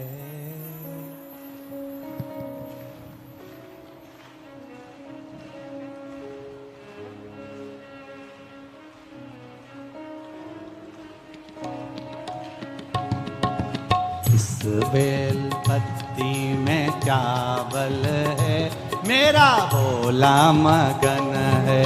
इस बेल पत्री में क्या बल है, मेरा भोला मगन है। अरे भोला मगन मेरा शंभु मगन है, भोला मगन मेरा शंभु मगन है। भोला मगन मेरा शंभु मगन है, भोला मगन मेरा शंभु मगन है। इस बेल पत्ती में क्या बल है, मेरा भोला मगन है। इस बेल पत्री में क्या बल है, मेरा भोला मगन है। इस बेल पत्ती में क्या बल है, मेरा भोला मगन है। इस बेल पत्री में क्या बल है, मेरा भोला मगन है।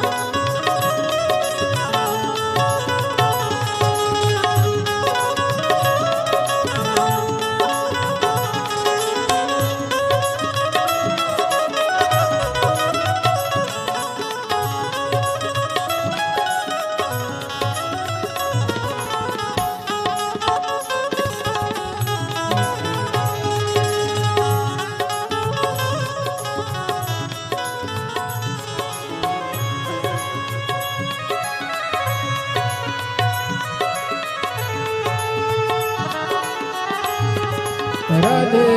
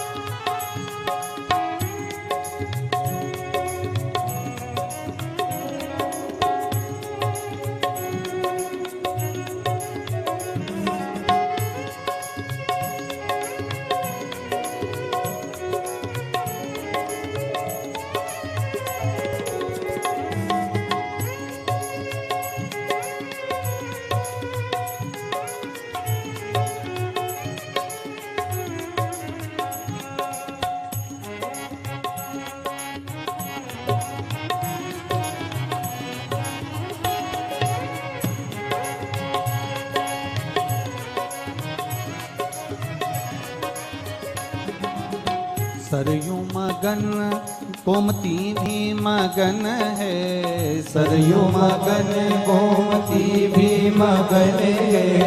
सरयू मगन गोमती भी मगन है, सरयू मगन गोमती भी मगन है। अरे गंगा के जल में क्या गुण है, मेरा भोला मगन है। गंगा के जल में क्या बने मेरा भोला मगन है। ओ भोला मगन मेरा शंभु मगन है। भोला मगन मेरा शंभु मगन है। ओ भोला मगन मेरा शंभु मगन है। भोला मगन मेरा शंभु मगन है। अरे एक बैल पत्नी में क्या गुण है मेरा भोला मगन है। इस बेल पत्री में क्या बने है मेरा भोला मगन है।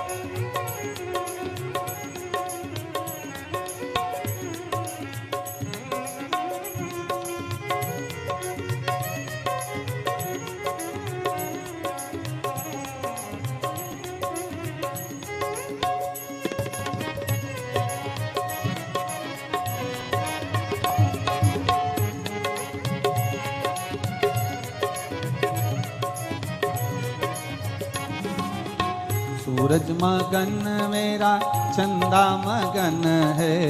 सूरज मगन मेरा चंदा मगन है। ओ सूरज मगन मेरा चंदा मगन है। सूरज मगन मेरा चंदा मगन है। ओ सूरज मगन मेरे तारे मगन है।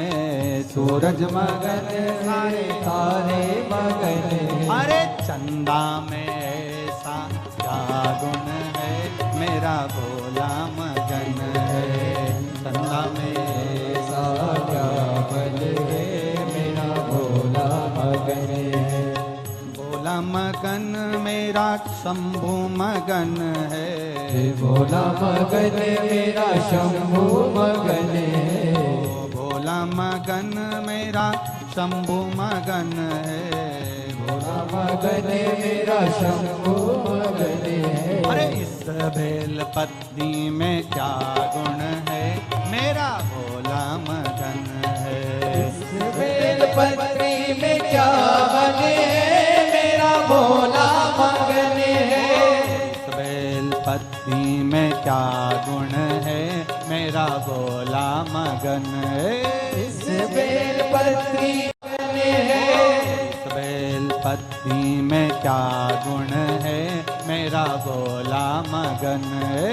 इस बेलपत्री में क्या बल है, मेरा भोला मगन है। मेरा भोला मगन, मेरा भोला मगन है। मेरा भोला मगन, मेरा भोला मगन है। मेरा भोला मगन, मेरा भोला मगन, मेरा भोला मगन, मेरा भोला मगन, मेरा भोला मगन, मेरा भोला मगन। हर हर महादेव।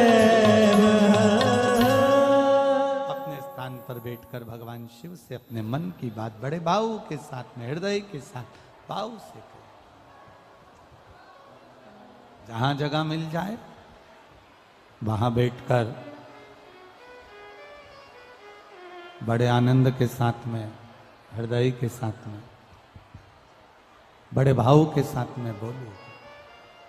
जितने कार्यकर्ता खड़े हों वो भी बड़े दिल से बाबा से प्रार्थना करें। श्री शिवाय नमस्तुभ्यम सभी को आता है तो थोड़े अपने शब्द को थोड़ा तेज कर कर भाव के साथ में, आनंद के साथ में, प्रार्थना के रूप में बाबा से विनती करें। जब हम लोग बोलते हैं बाबा हमारे सब दुख काटो, इतने लोग एक साथ प्रार्थना करेंगे तो बाबा सुनेगा जरूर, निश्चित।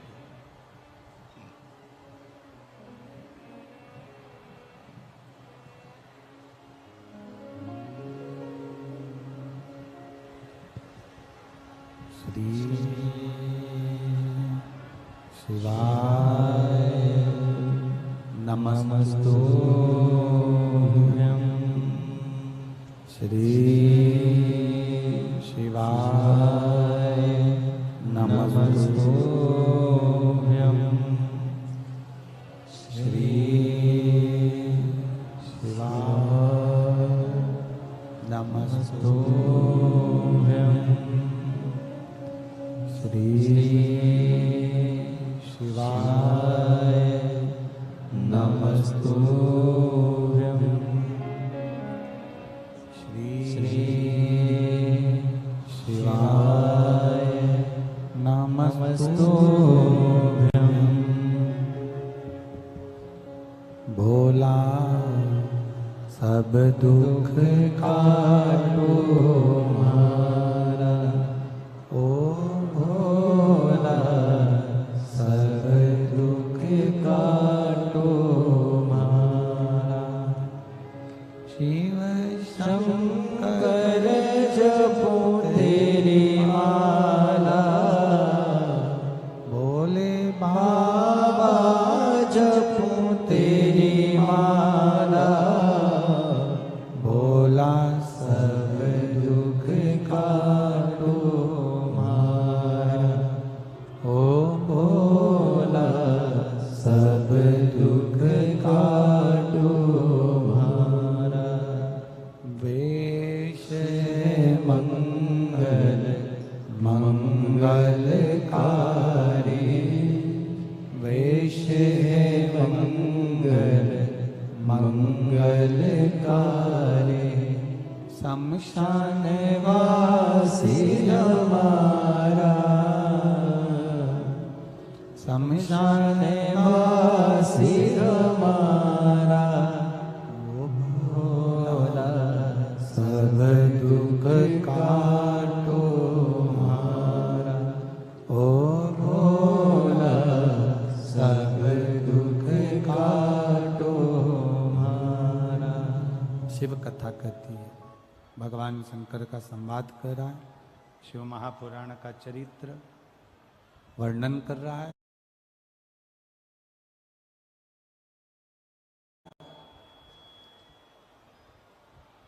राजा नल एक गलती कर गए कि शिव परीक्षा ले लिए उनके, और कल्याणेश्वर महादेव के रूप में शिव विराजमान।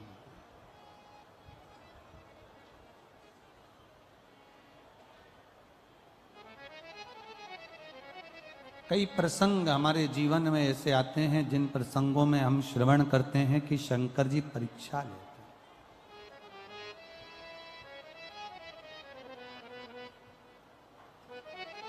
हैं।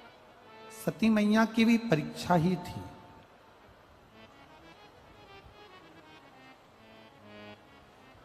सती माता जो दक्ष प्रजापति की पुत्री हैं, शिव जी की धर्म पत्नी है, वो कुंभज बाबा के यहाँ पर पहुंच गई और वहां देखा जाए तो एक धैर्य की परीक्षा होती है।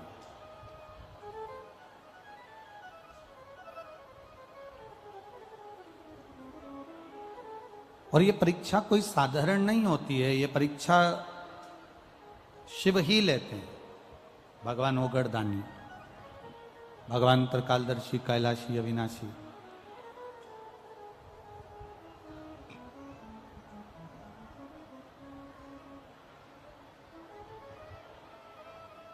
और जब शिव जी ने परीक्षा लेना प्रारंभ करा,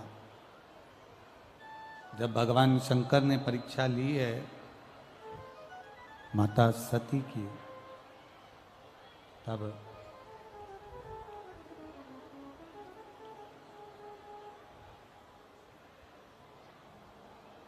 केवल शिव सती की परीक्षा नहीं ले रहे हैं, माता सती भी सीता जी का रूप बनकर नारायण की, भगवान राम की परीक्षा लेती।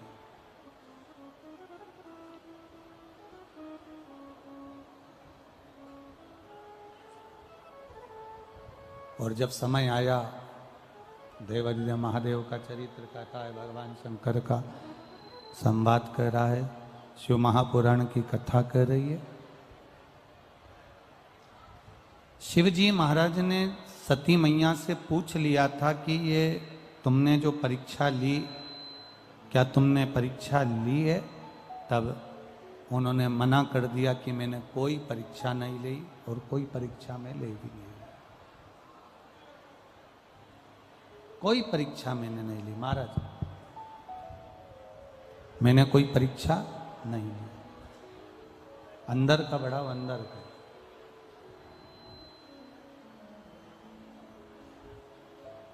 शिव जी ने ध्यान लगाकर देखा, भगवान शंकर ने जब ध्यान लगाया और ध्यान लगाने पर यह मालूम पड़ा कि सती सीता का रूप रखकर चली गई। तब शिव जी को थोड़ा सा ठीक नहीं लगा और बाबा देवादिदेव महादेव ने फिर ये विचार कर लिया कि ये श्रेष्ठता नहीं, त्याग दिया, भीतर से, मन से, चित्त से त्याग कर दिया।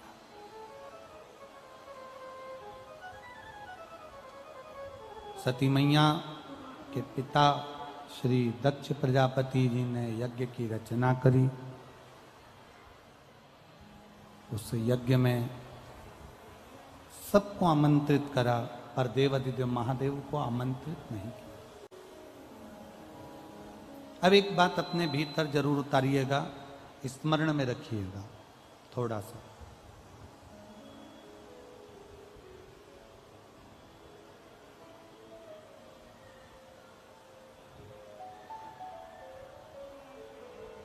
कि कोई कोई स्थान ऐसे होते हैं जहां पर पहुंचकर हमें सुख का अनुभव होता है। शंभु, कुछ कुछ स्थान ऐसे होते हैं जहां पहुंचकर हमें आनंद की अनुभूति होती है, हमें सुख का अनुभव होता है। और कुछ कुछ स्थान ऐसे होते हैं जहां पर पहुंचने के बाद, जहां पर हम पहुंच जाते हैं और पहुंचने के बाद अपने भीतर के इस मन को कछोटा जाता, अपने चित्त को, अपने मन को, अपने भीतर के भावों को कछोटा जाता।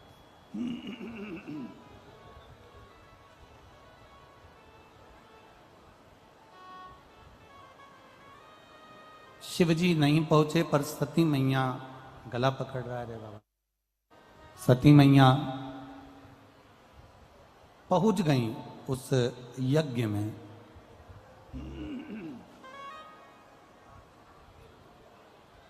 सती मैया उस यज्ञ में पहुंच गई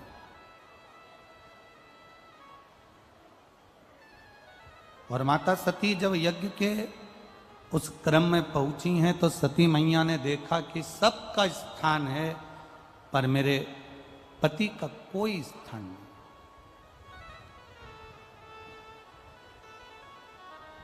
कोई स्थान मेरे पति का नहीं है। जानकर सती मैया को थोड़ा क्रोध आ गया और सती मैया उस क्रोध में जब आई तो सती माता ने अपने शरीर का त्याग यज्ञ कुंड के अंदर कर दिया। यज्ञ कुंड के अंदर सती मैया ने अपने शरीर का त्याग कर दिया। शरीर उनका यज्ञ कुंड के अंदर छूट गया।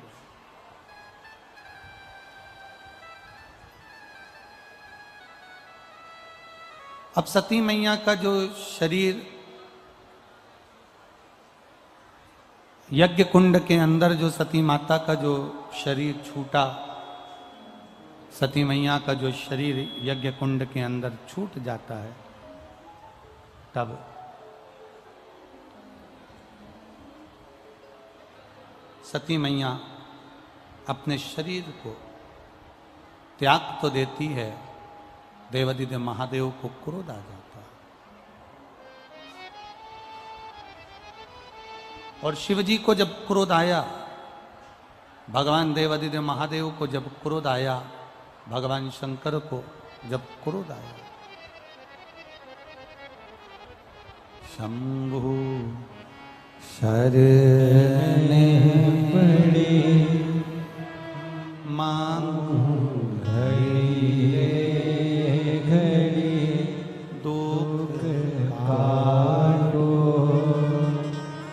दया करीन दर्शन आपो शंभु शरणे मांगू घड़ी घड़ी दुख काटो दया करीन दर्शन आपो। सती माता अपने शरीर को त्याग दी हैं। सती मैया अपने शरीर का त्याग कर दी हैं। शंकर भगवान को क्रोध आया और क्रोध में आकर उन्होंने अपने केश से वीरभद्र को उत्पन्न करा और जिसने पूरी यज्ञशाला को विध्वंस कर दिया। पूरी यज्ञशाला। दक्ष प्रजापति का शीश भी कट गया, दक्ष प्रजापति का सिर भी कट गया, अग्नि में जाकर गिर गया। अब एक विचार जरा अपने भीतर लाइएगा, थोड़ा सोचिएगा कि दक्ष प्रजापति की पुत्री है सती मैया। दक्ष प्रजापति की बेटी है माता सती और दक्ष प्रजापति की पुत्री माता सती हैं। जब दक्ष प्रजापति की बेटी होकर, इतने विद्वान की बेटी होने के बाद में, इतने सत्ताधारी की पुत्री होने के बाद में, इतने वैभवपति की बेटी होने के बाद में, जरा विचार करिए, उन्हीं के घर में, उन्हीं के यज्ञ में बेटी अपने शरीर को छोड़ रही है। उन्हीं के घर में, उन्हीं के घर के यज्ञ में बेटी अपने शरीर का त्याग कर रही है। बेटी अपने शरीर को छोड़ रही है। कारण केवल एक, जो शिव के सम्मुख में झूठ, शिव के सम्मुख में प्रपंच, शंकर भगवान के सम्मुख में झूठ, प्रपंच, छल, बेईमानी से थोड़ा सा भी संग शंकर भगवान का कर लेता है, थोड़ा भी संग शिव का कर लेता है, उसको एक ना एक दिन पछतावा करना ही पड़ता है।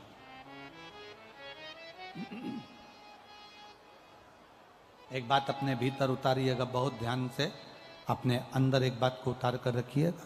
शिव के मंदिर जाओ, शंकर जी को जल चढ़ाओ, शंकर के मंदिर में जाकर जल समर्पित करो, बेलपत्र समर्पित करो, मना नहीं है। पर एक बात अपने भीतर उतार कर रखना कि शंकर भगवान को अगर जल समर्पित कर रहे हो, शिव जी को जल चढ़ा रहे हो, शंकर भगवान की आराधना कर रहे हो, शिव अर्चना कर रहे हो, तो उसमें ना तो तुम्हारा दिखावा होना चाहिए, ना तो तुम्हारा कोई दिखावा, और ना उसमें कोई तुम्हारा झूठ, ना कोई उसमें प्रपंच हो, और ना उसमें कोई छल। कूद गई, शरीर का त्याग करो।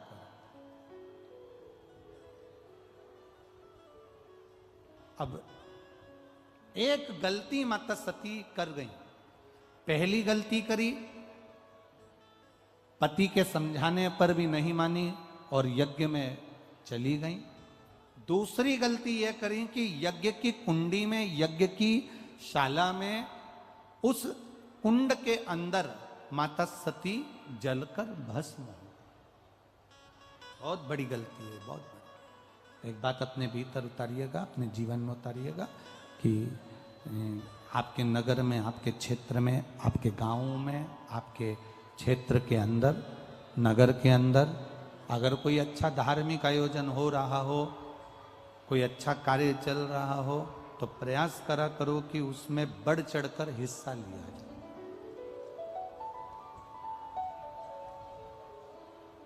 उसमें बढ़ चढ़कर हिस्सा लिया।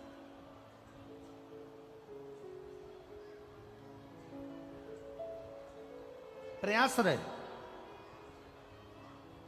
जैसे ये बुजुर्ग माताएं जो होती है ना, जब कोई नगर का जो मंदिर, ये जितनी बुजुर्ग माताएं बैठी हैं, मेरे मैनपुरी की और आसपास की जितनी बुजुर्ग माताएं बैठी हैं, ये आसपास में मंदिर में, देवालय में, शिवालय में जब भी कोई अच्छा कार्य होता है तो ये आगे बढ़कर भजन करती हैं, कीर्तन करती हैं। अगर भजन में नहीं भी जा पाती हैं तो प्रयास रहता है कि इनका घर में से कोई चिरौंजी पहुंच जाए, चना पहुंच जाए, गुड़ पहुंच जाए, कोई ऐसी सामग्री पहुंच जाए जिससे वो कीर्तन के कार्य में आ जाए। ये इनके भीतर की एक ललकता, इनके भीतर की एक जागरूकता इनको वहां तक पहुंचा देती।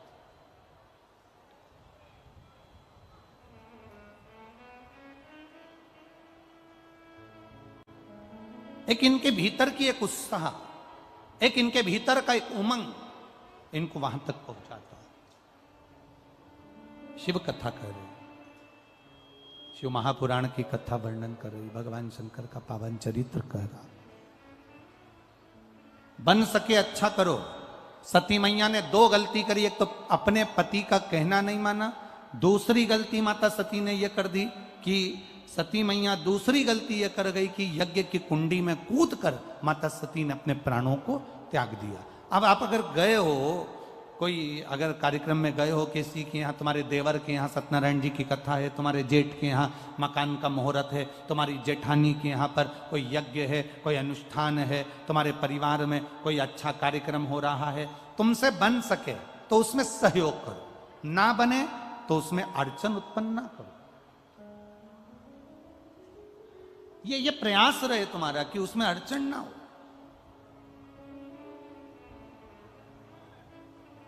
एक गलती कर गई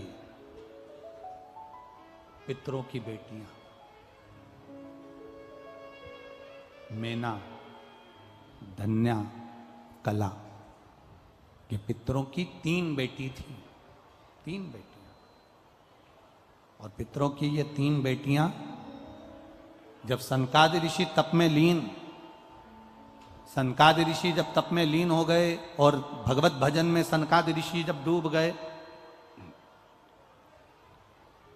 सनकादि ऋषि जब भजन में डूब गए, सनकादि ऋषि जब तप साधना में डूब गए, तब उस समय पर पितरों की 3 बेटियां वहां से निकली,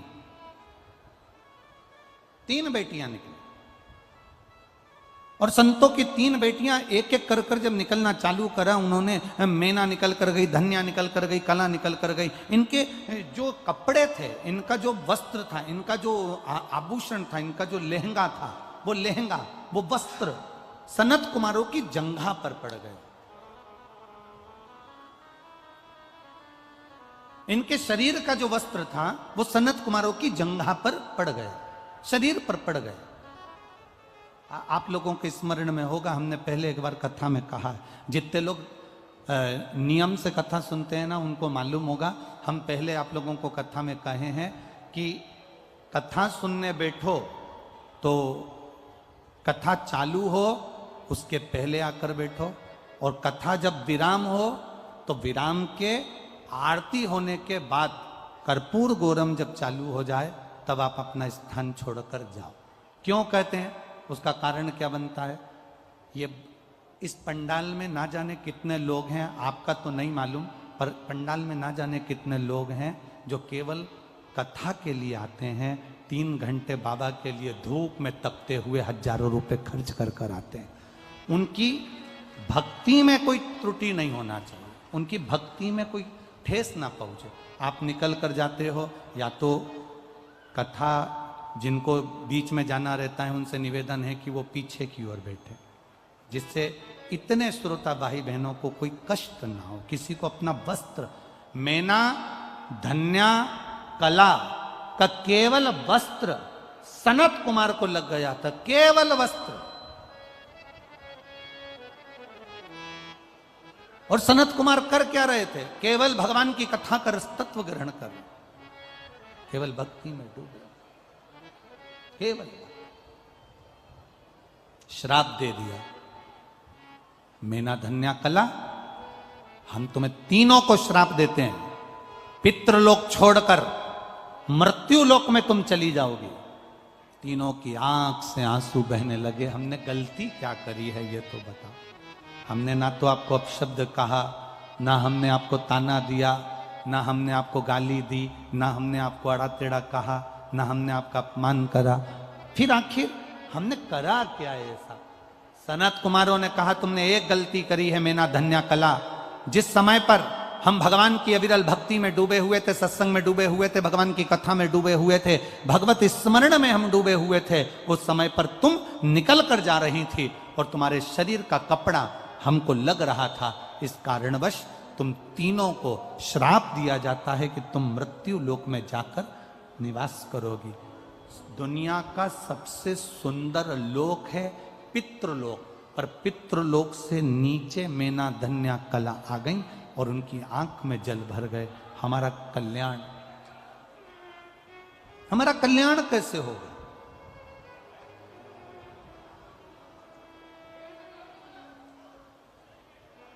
हमारा कल्याण कैसे होगा? कैसे?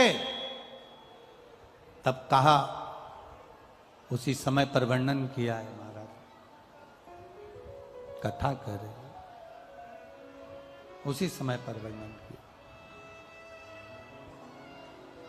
तुम तीनों की गोद में 3 देवियां आकर विराजमान होंगी। वो 3 देवियां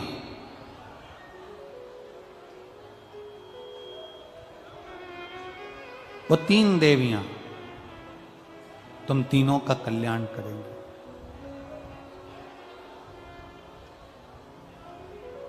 शिव कथा कह रही है, भगवान शंकर का संवाद कर रहा है, शिव महापुराण का चरित्र कर रहा है, शिव महापुराण की कथा कह रही। मैना धन्या कला मृत्युलोक में आ गई। तीनों ने अर्चना करना प्रारंभ करी। अब आराधना करे तो किसकी करें? मैना ने भी आराधना करी शिव जी की, धन्या ने भी आराधना करी शिव जी की, कला ने भी आराधना करी देवाधिदेव महादेव की।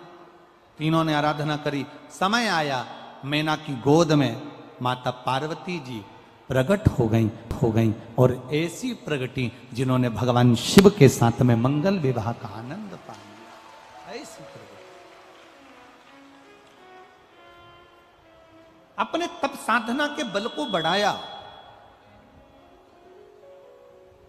और जब तप साधना का बल बढ़ता, एक पत्र आया है, देखिए पत्रों में,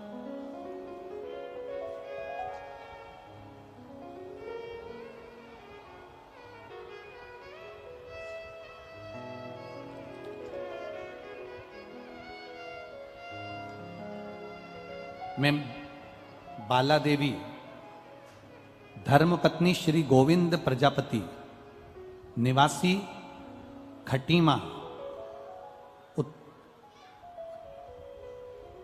उत्तराखंड से आई हूं। कहीं बैठी हैं? आप ही हैं?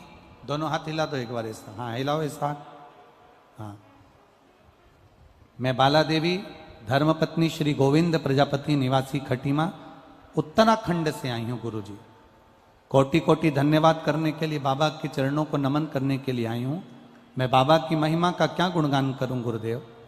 बाबा ने मुझे बहुत दुखों से उबार दिया है और जीवन में उनका जितना भी धन्यवाद करूं वो कम है गुरुजी। मेरे पति के हृदय के पास में एक गठान हो गई थी। मेरे पति के हृदय के पास में, दिल के पास में गांठ हो गई थी। वो गठान बढ़ती चली जा रही थी। डॉक्टरों को दिखाया तो डॉक्टरों ने उसका ऑपरेशन करने का बोला, पर वो हृदय के पास थी, दिल के पास थी, इसलिए ऑपरेशन भी थोड़ा सा डिफिकल्ट था। गुरुदेव सारी जगह का इलाज करवाया पर वो गठान ठीक नहीं हुई। ऑपरेशन ही उसका एक सार तत्व था। पर करें क्या? डॉक्टर एक तरफ कह रहे थे ये गठान जांच के लिए जाएगी, हृदय के पास की गठान है, तुम्हारे पति को जांच होकर आएगी, ऐसा लगता है कि गठान के कारणवश कोई बड़ी बीमारी भी है। तब किसी ने, मेरी साथी ने हमें बताया कि टीवी पर शिव महापुराण की कथा आती है, तुम उसको सुनना चालू करो।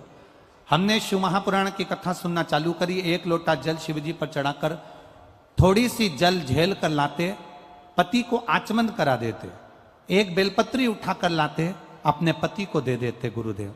उनको चबा चबा कर खिलाया। कई बार बेलपत्र खाने से मुंह में छाड़ छाड़ हो जाता तो हम पीस कर बेलपत्री देकर उनको पानी से निगलवा देते। बाबा हम क्या वर्णन करें उस बेलपत्री और जल का। केवल 15 दिन निकले और जांच कराने के लिए जब पहुंचे तो मेरे पति के छाती में जो गठान थी वो गल चुकी थी। इसलिए हम बाबा के पंडाल में यहां प्रणाम करने आए हैं। अब ठीक है दीदी, आराम है उनको? दोनों हाथ उठा दो एक बार। साथ में आए हैं क्या? आए हुए हैं? हाँ तो हाथ हिला दो एक बार। हर हर महादेव। बैठिए। श्री शिवाय नमस्तुभ्यं। एक पत्र बड़ा सुंदर आया है।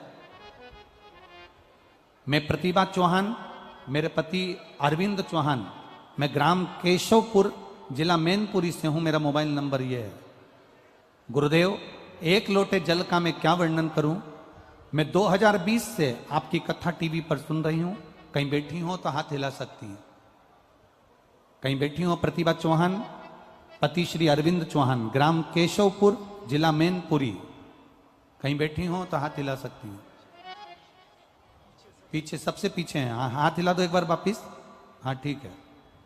हाँ दिख गए हो, दिख गए हो। एक बार वापिस हिला दो हाथ। ठीक है। गुरुदेव मेरा बेटा शिव, जो कि बहुत समय से सरकारी नौकरी के लिए प्रयास कर रहा था पर सरकारी नौकरी उसकी लग नहीं रही थी, 1-2 नंबर से रह जाता था। मैंने पशुपतिनाथ का व्रत किया और बाबा देवादिदेव महादेव से विनती करी।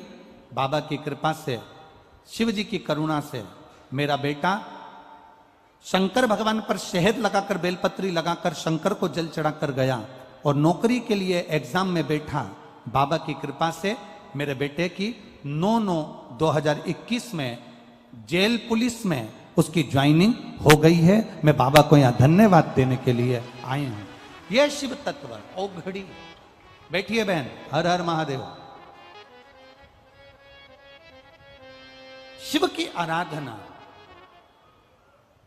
भगवान शंकर का जो संवाद है, शिव तत्व है, उसको जिसने जान लिया उसे मिल गए। सती तुमने गलती कर दी। पहली गलती पिता के यहां समझाने पर भी नहीं मानी। दूसरी गलती अग्नि में कूद कर प्राणों को त्याग दिया। और सती मैया तुम कोयल की योनि पालोगी। कोयल की योनि से छूटी तब पार्वती की योनि प्राप्त हुई। भटकी मां। अगर हम बेकार कर्म करते हैं ना तो हमको भी कर्म का भोग भोगना ही पड़ता। सती मैया ने एक कर्म बेकार कर दिया था, यज्ञ की अग्नि में कूद गई थी, इसलिए कोयल की योनि में पड़ गई। और भगवान शिव जी ने कहा कोयल की योनि से तुम्हारी मुक्ति जब होगी जब 2 आषाढ़ पड़ेंगे। से 2 आषाढ़, अधिक मास जब आषाढ़ का पड़ेगा, 2 आषाढ़ पड़ेंगे, तब तुम सती कोयल की योनि से छूटोगी। और कोयल की योनि से छूटकर फिर तुम पार्वती बनोगी, और पार्वती बनकर तब तुम मुझे प्राप्त करोगे, तब तुम मुझे मिलोगे, तब तुम मुझे प्राप्त करोगे।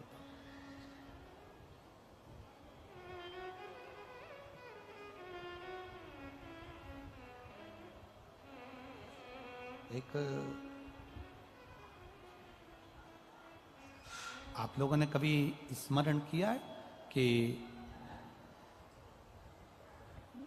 सभी देवताओं को लड्डू, पेड़ा, गुलाब जामुन, इमरती, भजिया, पकोड़ा सबका भोग लगता है। कभी कभी आपने स्मरण किया कि भगवान नारायण को, श्री हनुमंत लाल जी को, शनि महाराज जी को, बृहस्पति महाराज जी को, देवी जी को, कभी आपके स्मरण में आया कि इनको चने और गुड़ का भी भोग लगता है?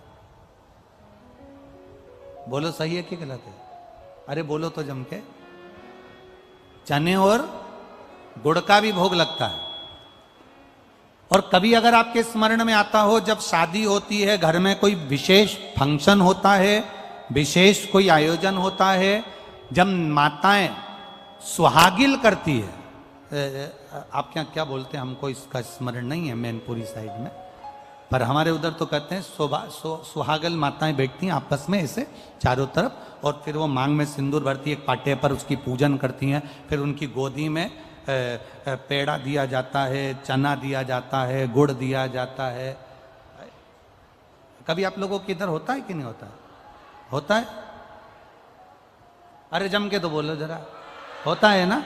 सुहागन में कभी आपके स्मरण में आया, आपने अपनी बूढ़ी सास से पूछा कि ये सौभाग्यवती नारी की गोद में जब सुहागिल होती है, माताएं जब बैठती है, तो चना और गुड़ का महत्व क्यों है?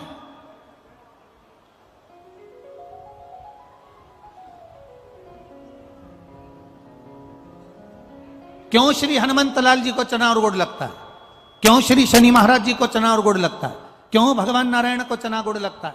क्यों देवता को चना और गुड़ का विशेष महत्व होता है? क्यों देवी को चना गुड़ का महत्व होता है? उसका महत्व क्या है? उसका स्मरण क्या है? कभी कभी अपने चित्त वृत्ति में कभी एक प्रसंग आपके अगर कभी आ जाए, तो अपनी बूढ़ी माता से, अपने घर की सौभाग्यवती नारियों से, कभी घर की बुजुर्ग माता से पूछना कि ये इतनी सुहागिल बैठती हैं, तो इनकी गोदी में चना और गुड़, पेड़ा, मांग में सिंदूर भर कर, पूजन कर कर, घर में इन 11 को, 21 को, 7 को, 5 को ये क्यों दिया जाता? उसका चना गुड़ का महत्व क्या है?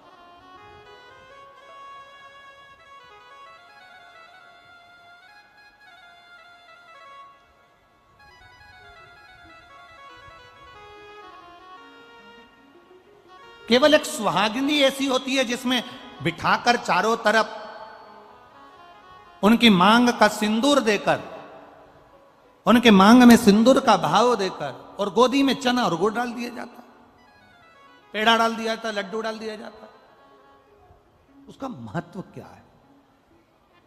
ये कहां से शुरुआत हुई हमारा चना गुड़ की? ये जो माता सती का जो एक जन्म बीच में हो गया था, माता सती और पार्वती के बीच में एक जन्म माता सती का है, जिसको कोयल का जन्म कहा गया। कोयल का जन्म। हमारे यहां जब 2 आषाढ़ पढ़ते हैं तो उसको कोकिला अधिक मास भी कहा जाता है। उसको कोकिला अधिक मास भी कहते हैं। उसका कोकिला का वर्णन भी आता है, कोकिला अधिक मास का भी वर्णन आता है। प्रसंग थोड़ा सा बड़ा है, इसलिए उस प्रसंग को कि सुहागिल की गोद में सुहागन करते समय गोदी में चना गुड़ क्यों दिया जाता है? भगवान को चने और गुड़ का भोग क्यों लगता है? ये चना और गुड़ का प्रसंग सौभाग्यवती के सम्मुख में कब से आया, वो प्रसंग का स्मरण ये जो अधिक मास की इसमें अपन कल के प्रसंग में उसको श्रवण करेंगे भाव के साथ। सती मैया का विवाह, माता पार्वती जी का विवाह शिव जी के साथ में। हाँ, अगर कल की कथा में हम भूल जाएं चने और गुड़ का प्रसंग सुहागिलों का, तो आप कोई हमको लिख कर भी बोल देना तो हमें समझ में आ जाएगा, तो हम उस प्रसंग को ले। अगर भूल जाएं, बस भूल जाएं तो आप लिख कर जरूर, क्योंकि ये किसको बताओगे? आने वाली बहुएं पूछेंगी, माँ ये गोदी में तुम चना गुड़ दे रही हो, अच्छा लगता है? लड्डू दे दो, लड्डू का डब्बा दे दो, पेड़े का डब्बा दे दो, कुछ अच्छा दे दो, चना और गुड़ क्यों दे रही हो? तो ये कई प्रसंग ऐसे हो जाते हैं जो हमें समझाना पड़ते हैं हमारे बच्चों को कि इसका प्रसंग का वर्णन क्या है, इसको समझाना पड़ेगा, हमको बताना पड़ेगा इसको।